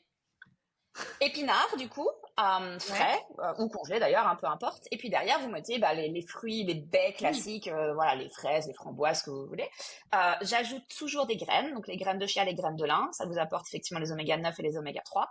Ah ouais. Et puis, alors, eau de coco pour les électrolytes, si vous faites de l'endurance, c'est super important. Yaourt de coco ou yaourt à la Ok. grecque pour les protéines. Protéines en poudre. Les protéines en poudre, c'est stop parmi les suppléments que je conseille. J'ajoute les protéines en poudre de bonne qualité, sans colorant, sans Sans arômes gluten, artificiels, sans etc., sucre. etc. Oui. Ouais. Ouais, ouais. Si Oui, vous ça peut prenez être, des protéines c'est végétales, souvent une bonne alternative. Je le dis, je le répète souvent, une bonne alternative quand on a du mal à manger de la protéine, c'est d'avoir de la ouais, protéine en poudre, d'essayer d'avoir la plus ouais. naturelle possible et de faire des smoothies. Je trouve que c'est top. Ça peut m'arriver de faire des gâteaux même avec quand il y en a qui n'ont pas de Oui, goût. exactement. Franchement, ça passe Exactement. très bien et je le conseille. Je le conseille. Ok, pour les compléments alimentaires, moi j'aimerais terminer sur un. Parce que la question elle est souvent revenue. Alors je vais juste la petite question à part. Tu sais, j'avais Tina qui nous suit sur les réseaux, qui est coach sportif aussi, Mhm. qui m'avait posé la question du sport intensif dans le cadre de l'endométriose. Ah oui. Mais surtout la personne qui va être aménorrhée. Alors je connais pas le mot hypothalamique. Ouais. Si tu peux nous Aminoreptamique, ouais. expliquer rapidement ce que c'est, notamment dans le sport Ouais. d'endurance. On a parlé un petit peu tout à l'heure de la LEA, Ouais. REDS, RED. Donc effectivement, c'est les mécanismes qui vont être sous-jacents à des aménorrhées provoquées par tout simplement un manque d'apport entre ce qu'on pratique et ce qu'on mange. Donc en gros, vous faites trop de sport par rapport à ce que vous recevez en termes de nutriments, d'alimentation, etc. C'est hyper complexe parce que les sports d'endurance, comme je te disais, on a besoin d'être très sec. Et à côté de ça, tu me dis, il y a un manque Ouais. clairement d'apport de nutriments. Donc ça veut dire quoi? Qu'il faudrait peut-être changer le profil de l'ultra-endurante. Alors, en général, ce qu'on recommande, c'est plutôt d'être accompagné par une personne d'un point de vue nutrition pour vous apprendre tout simplement ce dont vous avez besoin et vous accompagner sur ça pour avoir quelque chose qui est adapté. Mais c'est complètement possible d'être en bonne santé, de pas avoir de problème d'aménorrhée, de pas avoir de problème de LEA et de performer, même en endurance, en ultra-endurance. Il y a les travaux d'ailleurs de Stacy Sims Mhm. qui est super spécialisé sur tout ce qui est justement endurance, triathlon, etc. Donc, pour les personnes qui veulent un peu creuser, ça peut être une bonne chose. Mais effectivement, donc l'aménorrhée hypothalamique, donc, en fait, on diffère l'aménorrhée primaire et l'aménorrhée secondaire. L'aménorrhée primaire, c'est les personnes qui n'ont jamais eu leur règle. Elles n'ont jamais eu un cycle. Voilà, elles ont une aménorrhée et ça a toujours été le cas. Aménorrhée secondaire, c'est-à-dire qu'on a déjà eu un cycle, mais on l'a perdu. Et effectivement, on parle d'aménorrhée hypothalamique, c'est l'hypothalamus. Je vais pas rentrer dans le détail parce que c'est compliqué, mais une des Oui, glandes bien qui est dans le sûr. cerveau, qui fait partie de notre système endocrinien et qui va avoir un impact effectivement sur les hormones. Donc c'est pour ça que ça s'appelle comme ça. Voilà, on parle d'aménorrhée dans le cadre du sport quand on a un souci d'un point de vue équilibre énergétique, tout simplement. Et c'est ce dont je parlais tout à l'heure, effectivement, le RED, LEA, qui sont effectivement ces causes sous-jacentes. Qu'est-ce que ça veut dire? C'est que techniquement parlant, on a une faible disponibilité énergétique ou une faible énergie ou une énergie limitée qui est disponible pour soutenir vos fonctions corporelles normales. Ça veut dire que votre corps, il est dans un état de stress Ok. physiologique et qu'il est plus capable de gérer les besoins biologiques de base. Et dans ces besoins biologiques de base, c'est pas le seul, mais il y a la reproduction. Quand on est dans un état de stress, dans un état de manque d'un point de vue énergétique, le corps va privilégier ce qui est important pour vous pour la survie. Respirer, faire fonctionner votre cœur, etc., etc. Et ce qui est secondaire, typiquement la digestion. Donc on voit aussi d'ailleurs chez les femmes qui souffrent d'aménorrhée hypothalamique, souvent elles ont un problème de digestion également. Mais la reproduction, clairement, c'est pas une priorité. Si le corps étant dans un état de stress urgent, mode panique, clairement la fécondité c'est au second plan. On va pas essayer de faire un Mais ça bébé peut. quand le corps est stressé. Mais c'est irréversible ou non? Ça Non, c'est peut. réversible. Ouais, ouais. Je Ouais, ouais. suppose Donc c'est qu'il important faut juste effectivement. réduire l'activité de. Enfin, il faut juste réduire son activité d'ultra-endurance. On est d'accord, c'est ça? Ouais, oups, je me C'est dit un peu ouais, injuste. effectivement. Effectivement, il va y avoir des étapes qui vont être hyper importantes, donc il faut se faire accompagner pour la plupart des cas, très franchement. L'impact effectivement d'une LEA prolongée, ça peut avoir des conséquences graves sur votre santé et sur le système reproducteur en particulier. Il faut se faire accompagner, il faut avoir des apports qui sont optimaux, il faut regarder s'il n'y a pas des raisons sous-jacentes aussi à l'aménorrhée, hein, parce que Hmm. ça peut être des choses qui sont combinées. Et s'assurer qu'on a, donc faites-vous suivre pour ça si vous avez besoin, mais s'assurer que vous mangez suffisamment. C'est hyper important. Là. Par exemple, pour donner un exemple concret, une femme d'environ 64 kilos, alors d'abord c'est important de connaître votre pourcentage de graisse corporelle et Ouais, pourcentage ouais. de masse Masse musculaire. maigre, parce que ouais, ça va vous permettre de calculer ça correctement ou de la Ok. personne qui vous accompagne de calculer correctement vos vrais Oui, pour besoins à vous, pouvoir surtout si vous êtes réajuster sérieux dans les derrière. Exactement, exactement. Ok. Si vous avez vraiment une approche professionnelle de votre sport, c'est quelque chose qui va être important pour vous. Mais si on prend effectivement l'exemple voilà, d'une femme qui va faire environ 60 kilos, qui connaît sa masse musculaire, sa masse grasse, entre Grâce. guillemets, et qui va avoir besoin effectivement de soutenir son sport, sa pratique, qui va à la salle de sport tous les jours, tu vois, mais qui est pas quelqu'un qui va se dépenser énormément, hein, on juge effectivement qu'elle va avoir besoin, et c'est une moyenne, attention, hein, mais d'environ 45 calories par kilogramme de masse musculaire. Donc c'est des choses comme ça qui sont importantes à calculer. Mais typiquement, j'ai des athlètes qui se rendent pas compte, dans le CrossFit par exemple, hein, que je fais monter à 2800 calories par jour et qui me disent pardon, et qui se retrouvent parce que 2800 calories pour la plupart des femmes, c'est parfois le double de ce qu'elles mangent, hein, même souvent. Là, tu es en train de parler d'une sportive qui s'entraîne 1 heure par jour à la salle. C'est tout. Voilà, 2800 calories. voilà, qui s'entraînent de manière sérieuse, une heure et demie par jour. J'ai des athlètes effectivement qui vont avoir besoin de 2800 calories et c'est pas excessif du tout. Et elles vont se retrouver à perdre du poids parce que leur corps se remet justement enfin leur métabolisme se relance, etc. Mais c'est hyper important effectivement d'avoir quelqu'un qui est capable de vous accompagner ou de faire, voilà, au moins de vous donner ces C'est clé. guidance, voilà, ces clés, parce qu'il y a besoin d'un apport. Et effectivement, c'est la première phase pour avoir effectivement un retour des règles, pour avoir effectivement pour réparer entre guillemets tous ces mécanismes là. Ça veut pas toujours dire baisser la quantité de sport que vous faites. Parfois, Ok. c'est le cas, et c'est le cas de manière temporaire. Ouais, Mais ouais. effectivement, ajouter les apports, ajouter les bons suppléments s'il y a des suppléments qui sont à ajouter, parce que c'est le cas parfois, s'assurer qu'il n'y ait pas de conditions sous-jacentes. Mais effectivement, et encore une fois, là, c'est super important dans le cadre de la LEA, c'est d'ajouter des apports autour de l'entraînement, avant et après. Donc, d'une manière générale, pour les filles qui vont être aménorrhées, on va dire que la réponse, la solution dans un premier temps, ça serait certainement d'augmenter les apports en nutriments, quoi. Ouais, et d'ajouter des glucides de manière générale. D'une manière générale, autour Ouais. de l'entraînement, surtout autour de l'entraînement. On parle pas assez, Surtout je autour de trouve. l'entraînement. Ouais. C'est ce que j'aime bien dire. Les filles, souvent, elles ont peur de manger des glucides.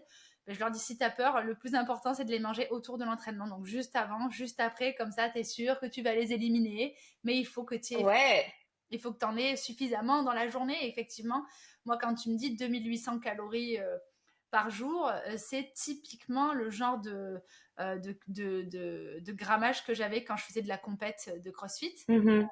Ouais. C'est c'est pas si énorme que ça, hein, et pourtant, tu es en Non, train de me dire que non. c'est pour une personne qui fait qu'une heure de sport par jour, et j'en faisais Mhm. 2h30, 3 heures, tu vois, Ouais.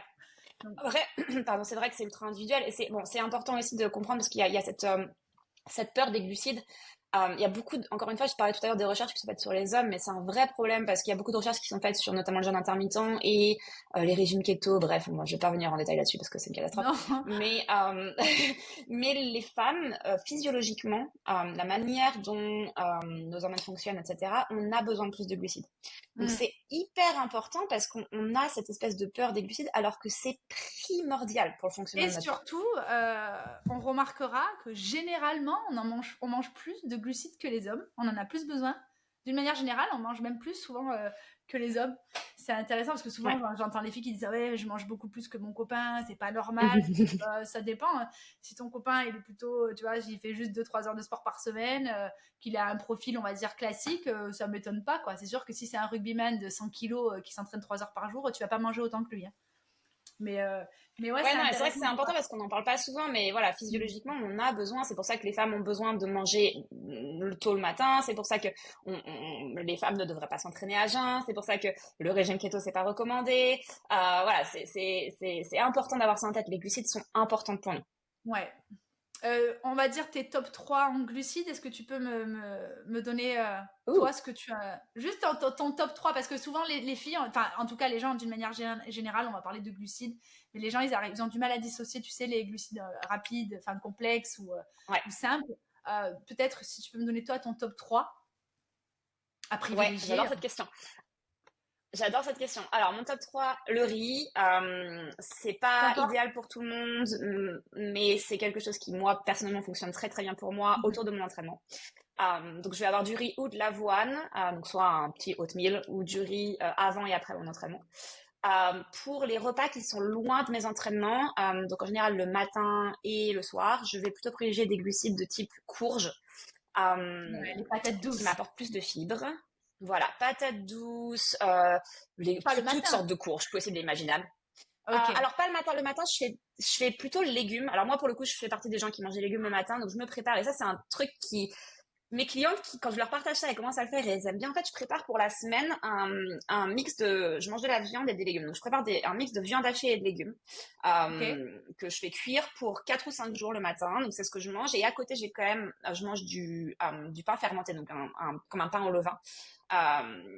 Avec, peu importe ce que je mets sur le pain, mais des lipides et un peu de miel ou un truc comme ça. Donc, j'ai quand même un petit truc sucré, mais effectivement, moi, je mange des légumes le matin. Et voilà, effectivement, top glucides, je mettrais probablement l'avoine en troisième. Donc riz, tout ce qui vient des courges en deuxième et l'avoine en troisième. Ok. Ok, intéressant. Et on va juste terminer sur. Alors évidemment, alors ça c'est pas du tout mon domaine. Je saurais même pas quoi dire. C'est les SOPK. C'est ça qu'on Ouais, dit. ouais, Est-ce que tu peux nous en parler rapidement parce que j'ai quand même eu pas mal de questions sur ça. ouais, ouais. Et j'ai l'impression Alors ça me c'est passionne. gros problème. Ok. Ça, c'est vraiment un des sujets sur lesquels je travaille le plus dans ma pratique, pour le coup, sur l'accompagnement des hormones de manière générale. Donc c'est un Donc, comme je disais tout syndrome à l'heure, le des ovaires, SOPK, c'est ça. Ouais. Donc le SOPK et l'endométriose sont en boom, clairement. Donc il y a Mm. effectivement beaucoup de femmes qui sont concernées par ça. Le SOPK, ça veut dire syndrome des ovaires polykystiques. Ouais. C'est un syndrome. C'est pas une maladie, c'est un syndrome. Pourquoi? Parce qu'effectivement, c'est un ensemble de symptômes et on va considérer que le SOPK est avéré quand on a certains de ces symptômes présents. Il est différent chez chacune. Donc chez certaines personnes, on va avoir certains symptômes, chez d'autres, on va avoir d'autres symptômes, mais c'est toujours un SOPK. Okay. Parmi les symptômes courants ou dans ceux qu'on regarde pour valider le syndrome des ovaires polykystiques, il y a d'où son nom, il y a la présence de follicules dans les ovaires. Donc on va regarder les ovaires via une échographie, on va voir tout un tas de petits follicules. Okay. C'est un abus de langage d'appeler ça des kystes parce que c'est pas des kystes, c'est bien des follicules. Donc effectivement, on voit toutes ces petites boules. Donc c'est un des symptômes. Parfois, et c'est ça aussi qui est perturbant chez les femmes, c'est qu'elles vont voir leur gynéco, on fait une petite écho et il y a rien au niveau des ovaires et on dit non, c'est bon, il n'y a pas de SOPK. Malheureusement, c'est pas aussi simple. On peut avoir un SOPK sans avoir de follicules au niveau des ovaires. D'autres symptômes, ça va être une présence importante des androgènes, donc les hormones masculines. Par exemple, on connaît la testostérone, donc c'est un exemple. Une hyperandrogénie, donc une surproduction, une surprésence des androgènes. Ça va s'observer parmi les symptômes visibles par exemple, de l'acné, des problèmes d'hirsutisme, donc des problèmes de croissance de poils à des endroits non désirés. Très bien. Donc il y a comme ça pas mal de symptômes qui rentrent en compte et pour valider en fait ce SOPK, il y a plusieurs moyens. Les analyses sanguines, on va regarder certains marqueurs particuliers, notamment les dérèglements de la glycémie qui sont une des causes courantes. Et comme je disais, effectivement, la présence de certains symptômes comme l'acné. Malheureusement, Est-ce c'est que ça encore peut très mal faire connu. mal? Il y a des On peut avoir des le douleurs SOPK tout au niveau court des lui-même. os. Ouais. Ah donc en fait Hum, on peut avoir le SOPK sans forcément avoir de symptômes, c'est-à-dire que ça se retrouve uniquement à travers des analyses. alors, tu veux dire les symptômes physiques de type douleur? Ouais. Ouais, alors pas forcément, effectivement, c'est rarement douloureux. Ça peut l'être autour de l'ovulation, parce que comme je disais tout à l'heure, il y a des follicules présents. Effectivement, il y a certaines femmes qui souffrent de SOPK qui sentent leur ovulation un peu plus que les autres. C'est accompagné de tout un tas d'autres symptômes physiques, mais par contre, la douleur au niveau des ovaires, non, c'est pas automatique. C'est pour ça qu'il y a beaucoup de femmes qui ont le SOPK et qui sont non diagnostiquées. Ok.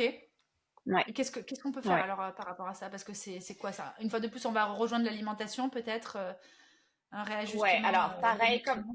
comme l'endométriose, le SOPK, quand c'est là pour toujours. Ok. Par contre, effectivement, on guérit pas du SOPK, c'est pas une maladie, c'est pas, voilà, j'ai une grippe, demain j'ai plus la grippe, c'est, voilà, j'ai un syndrome, il est présent.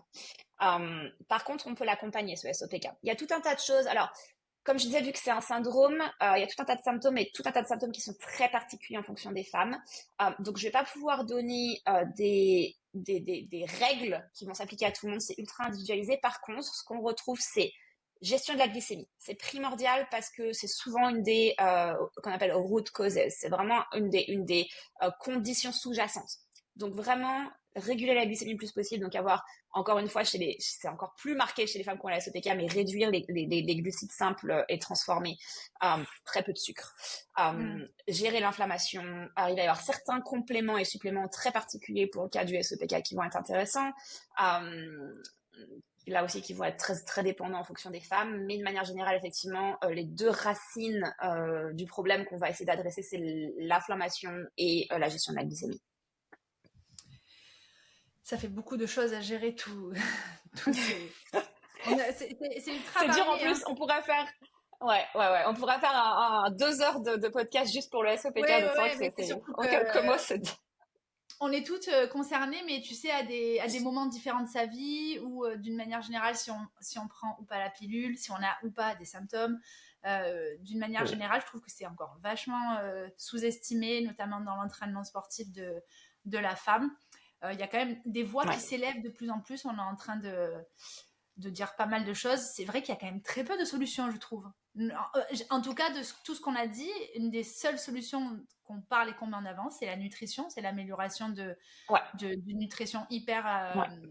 variée et naturelle, avec beaucoup d'aliments bruts, Ouais. des choses comme ça. On parle beaucoup de glucides, que souvent la femme, on en Ouais. a pas assez. Ouais. Mais je trouve que... Et puis les suppléments, encore une fois, ça c'est vraiment, j'essaie de pas trop détailler parce que c'est ultra personnalisé, mais c'est vrai que dans le cas du SOPK, il y a beaucoup de choses qui sont associées. Encore une fois, la Mm. vitamine D, c'est assez courant. Magnésium, zinc, folate, oméga 3, chrome. Bref, il y a tout un tas de choses comme ça, mais c'est ultra particulier, donc j'ai pas trop envie d'être, tu vois, j'ai pas envie que tout le monde qui a un SOPK se jette sur un supplément sans savoir Oui, pourquoi. oui, bien sûr. Mais effectivement, il y a beaucoup de choses à faire via l'alimentation. Et tout à l'heure, tu me posais la question sur, tu sais, sur l'entraînement intensif dans le cadre du SOPK ou de Oui, l'endométriose. Dans le cadre du SOPK, il y l'endométriose. a beaucoup de... Ouais, dans le cadre du SOPK, il y a beaucoup Est-ce que de c'est mauvaises informations. contre-productif? Est-ce que c'est contre-productif ou non conseillé? Non, pas vraiment. Non, non, et c'est vrai que c'est hyper important parce qu'il y a beaucoup de mauvaises informations, notamment sur le SOPK et l'entraînement. Sachez que non, et c'est ultra personnalisé encore une fois. Sachez que il y a beaucoup de choses qui se disent, notamment parce que je disais tout à l'heure que le SOPK, il peut y avoir une hyperandrogénie présente et trop de testostérone. Et il y a des gens qui partagent l'information comme quoi faut pas faire de strength training parce que ça augmente la testostérone et donc, du coup ça va augmenter le SOPK. C'est complètement faux. Donc Ok. surtout ne tombez pas pour ce genre d'informations. Voilà, c'est complètement faux. Pour l'endométriose, sachez que le sport, de manière générale, va améliorer Bah, l'endométriose. ouais. Euh, ouais. Par contre, parce que le sport va aider sur l'inflammation. Par contre, c'est toujours encore une fois ultra personnalisé, c'est-à-dire que Ouais. si vous avez des adhérences ultra présentes, que vous avez des douleurs pendant les règles qui sont absolument atroces parce que vous avez beaucoup d'adhérences par exemple ou pour tout un tas d'autres raisons, faut pas forcer au moment où vous avez des douleurs. C'est Mm. contre-productif, là oui. Par contre, de manière générale, il y a pas de règles sur le sport et l'endométriose parce que c'est bénéfique. Par contre, il y a plein d'actions que vous pouvez mettre en place à côté alimentation, certains massages, notamment Mm. le massage qu'on appelle le massage Arvigo, qui est pas très connu en France, mais qui aide pour les adhérences. Bref, il y a tout un tas de choses qu'on peut ajouter, mais c'est pas déconseillé de faire du sport. Et est-ce que, à contrario, un entraînement à très haute intensité ou avec beaucoup de charges extrêmes peut accentuer les douleurs? Oui. Ok. Et pareil pour les femmes qui souffrent de PMS très très fortes. C'est ultra individualisé là aussi. Il y a des femmes qui vont avoir une amélioration des douleurs et c'est très courant en faisant du sport. Mm. Des femmes chez D'autres qui ça non. va être plus intéressant de faire voilà du mouvement doux, de la marche, c'est hyper important parce que ça va vous aider. Il y a tout un tas de marqueurs qui augmentent, notamment les prostaglandines, les cytokines qui augmentent à ce moment-là du cycle et qui font que on a ces douleurs, cette inflammation et ça va vraiment être impacté par le mouvement positivement. Par contre, il y a Mm. des femmes chez qui il va falloir garder un mouvement très doux, d'autres femmes qui au contraire vont bénéficier d'aller faire du lifting, par exemple, d'aller soulever des poids. Donc c'est ultra personnalisé. Par contre, effectivement, dans le cadre de douleurs assez fortes, de crampes, etc., ça peut, certains types de mouvements peuvent empirer la situation. Donc, il faut vraiment bien vous connaître par rapport à ça et vous écouter. Je trouve que dans le milieu du CrossFit, et on commence tout juste à en parler, je trouve qu'il y a beaucoup de, malheureusement, de femmes qui se sentent obligées de faire ce qui est censé être fait dans le programme ou ce qui est marqué sur le whiteboard et qu'on se force quoi qu'il arrive. Et ça, malheureusement, ça va empirer vos symptômes. Comme je disais, on parle d'adaptation, notamment dans le milieu du CrossFit, quand on arrive devant ce fameux tableau blanc où on va avoir les niveaux avec les options, les catégories hommes ou femmes. On peut éventuellement mettre en place une nouvelle adaptation, ou en tout cas de le mettre, tu sais, juste un petit message de la part du coach, de dire les filles, si selon la période de votre cycle, n'hésitez pas à venir m'informer ou me dire comment vous vous sentez pour réajuster l'entraînement si voilà s'il est dans la capacité de le faire et puis sinon chez les femmes d'elles-mêmes prendre l'initiative de modifier certaines choses, de réajuster leur entraînement et en tout cas, enfin moi je dis souvent aux filles, on va pas vous taper sur les doigts si aujourd'hui vous faites des tirages aux anneaux et que vous arrivez pas à faire des muscle up, il y a aucun problème.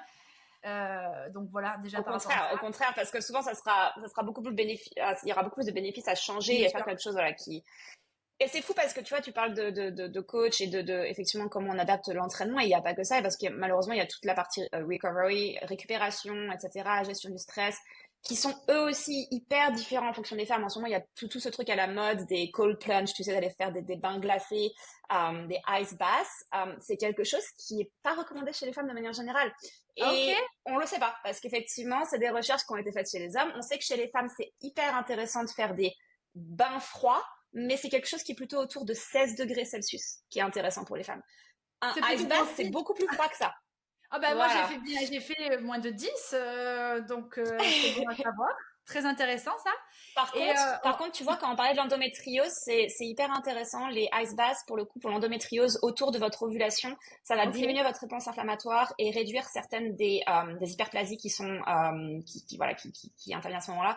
Donc, c'est faire des bains froids, c'est intéressant pour les femmes avec l'endométriose autour de alors ça pour l'ovulation. le coup, Mais hyper voilà, intéressant. voilà, Oui, oui. Comme d'habitude, c'est individualisé. C'est pour ça que ce qui est très important avant tout, c'est d'apprendre à se connaître. Donc, pensez les filles à ouais, noter, voilà, avoir un petit carnet, un petit planning pour noter déjà vos sensations, les symptômes, comment on se sent au jour le jour selon les périodes. Et ensuite aussi exactement. de se faire accompagner par un professionnel de la santé. Donc voilà, qu'on va retrouver notamment toi sur les réseaux ou vers qui on peut se tourner du coup gynéco, non? Malheureusement, il y a très peu d'informations.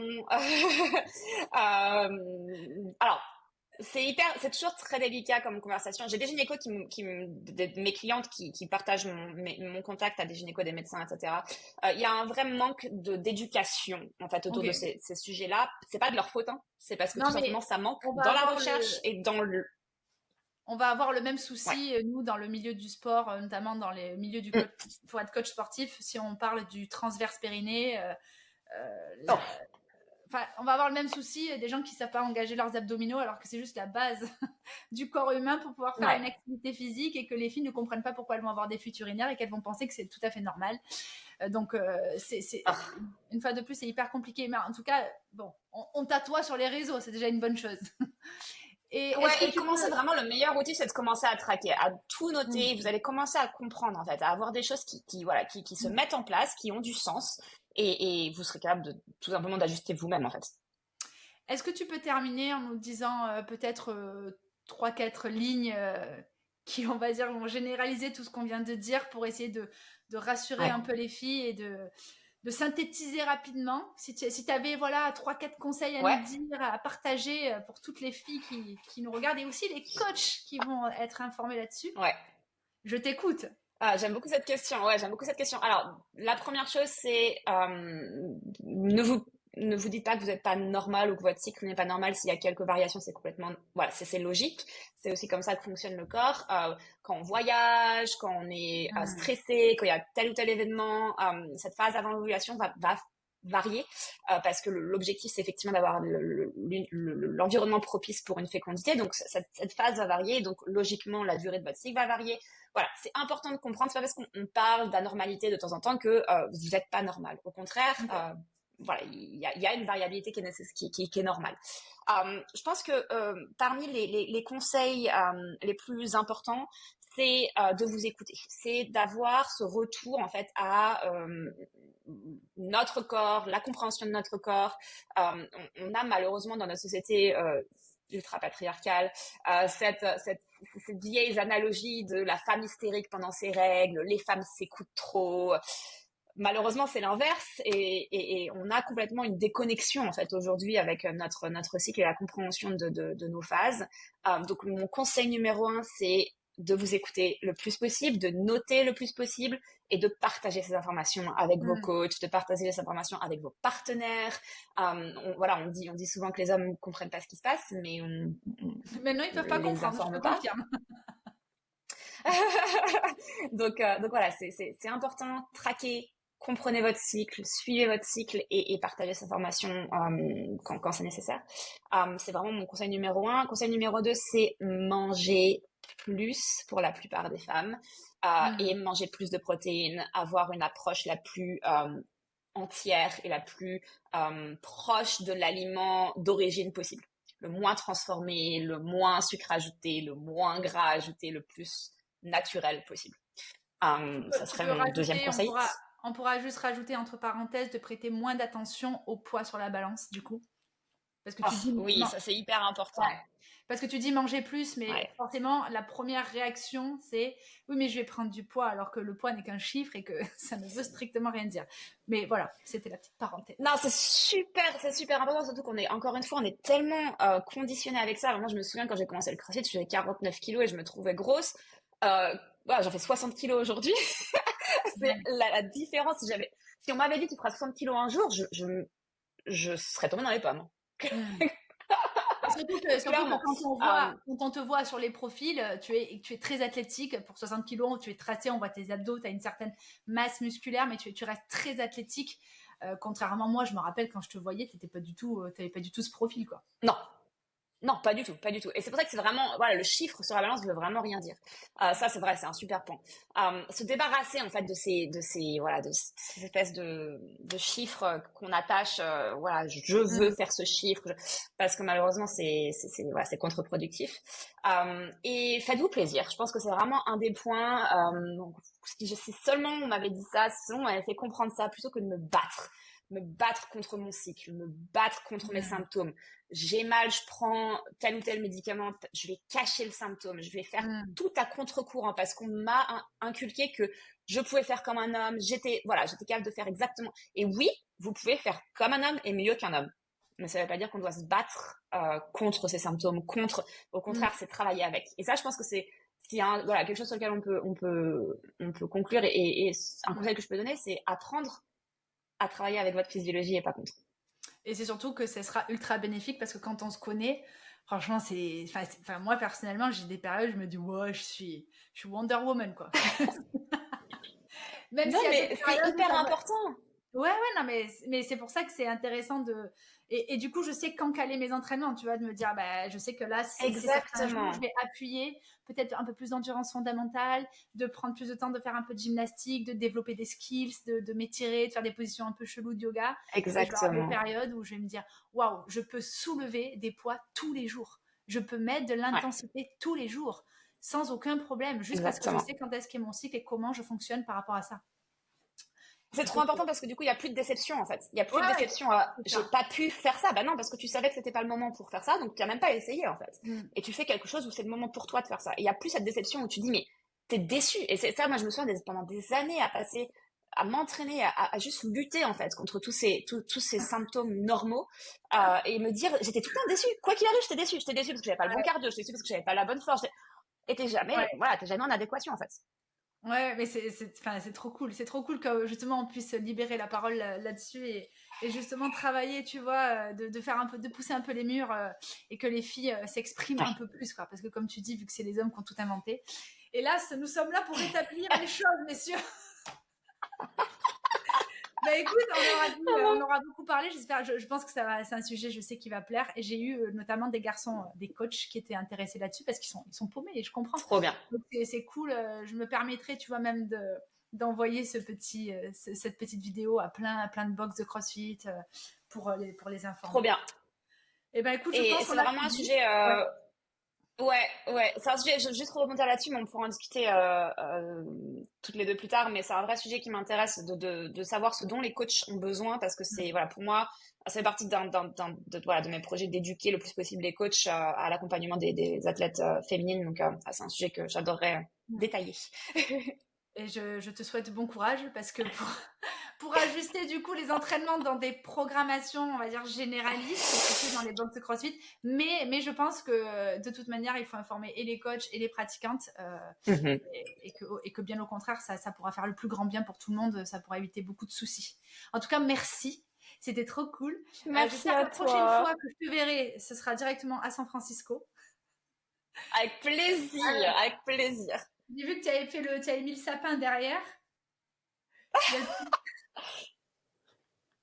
Ben, franchement, bravo. Noël à San Francisco, bravo, bravo. Et merci. En Alors, évidemment, t-shirt. en t-shirt, c'est scandaleux. Moi, je suis en pull, je me gèle dans le sud de la France. Alors, évidemment, je mettrai toutes les informations te concernant et sur ma vidéo YouTube, enfin, sur ma chaîne YouTube, plus sur mes réseaux. Et je pense que je sors ça rapidement. Et on te retrouve évidemment sur tes réseaux. Tu as Instagram, tu as le site aussi. Ouais, Instagram, mon site. Bon, j'ai un Facebook, mais oubliez ça parce que j'y suis jamais. Ouais. Donc, principalement Instagram. Voilà. Donc n'hésitez pas à contacter Anaïs, elle a de très bons conseils, elle explique très bien comme vous avez pu le voir. Et voilà, ne restez pas butés sur des questions ou des interrogations. N'ayez pas peur de faire du sport, les filles, et de prendre en compte vos cycles. Merci beaucoup Anaïs. Je vais couper Merci à et toi. on se dit à très vite. Salut!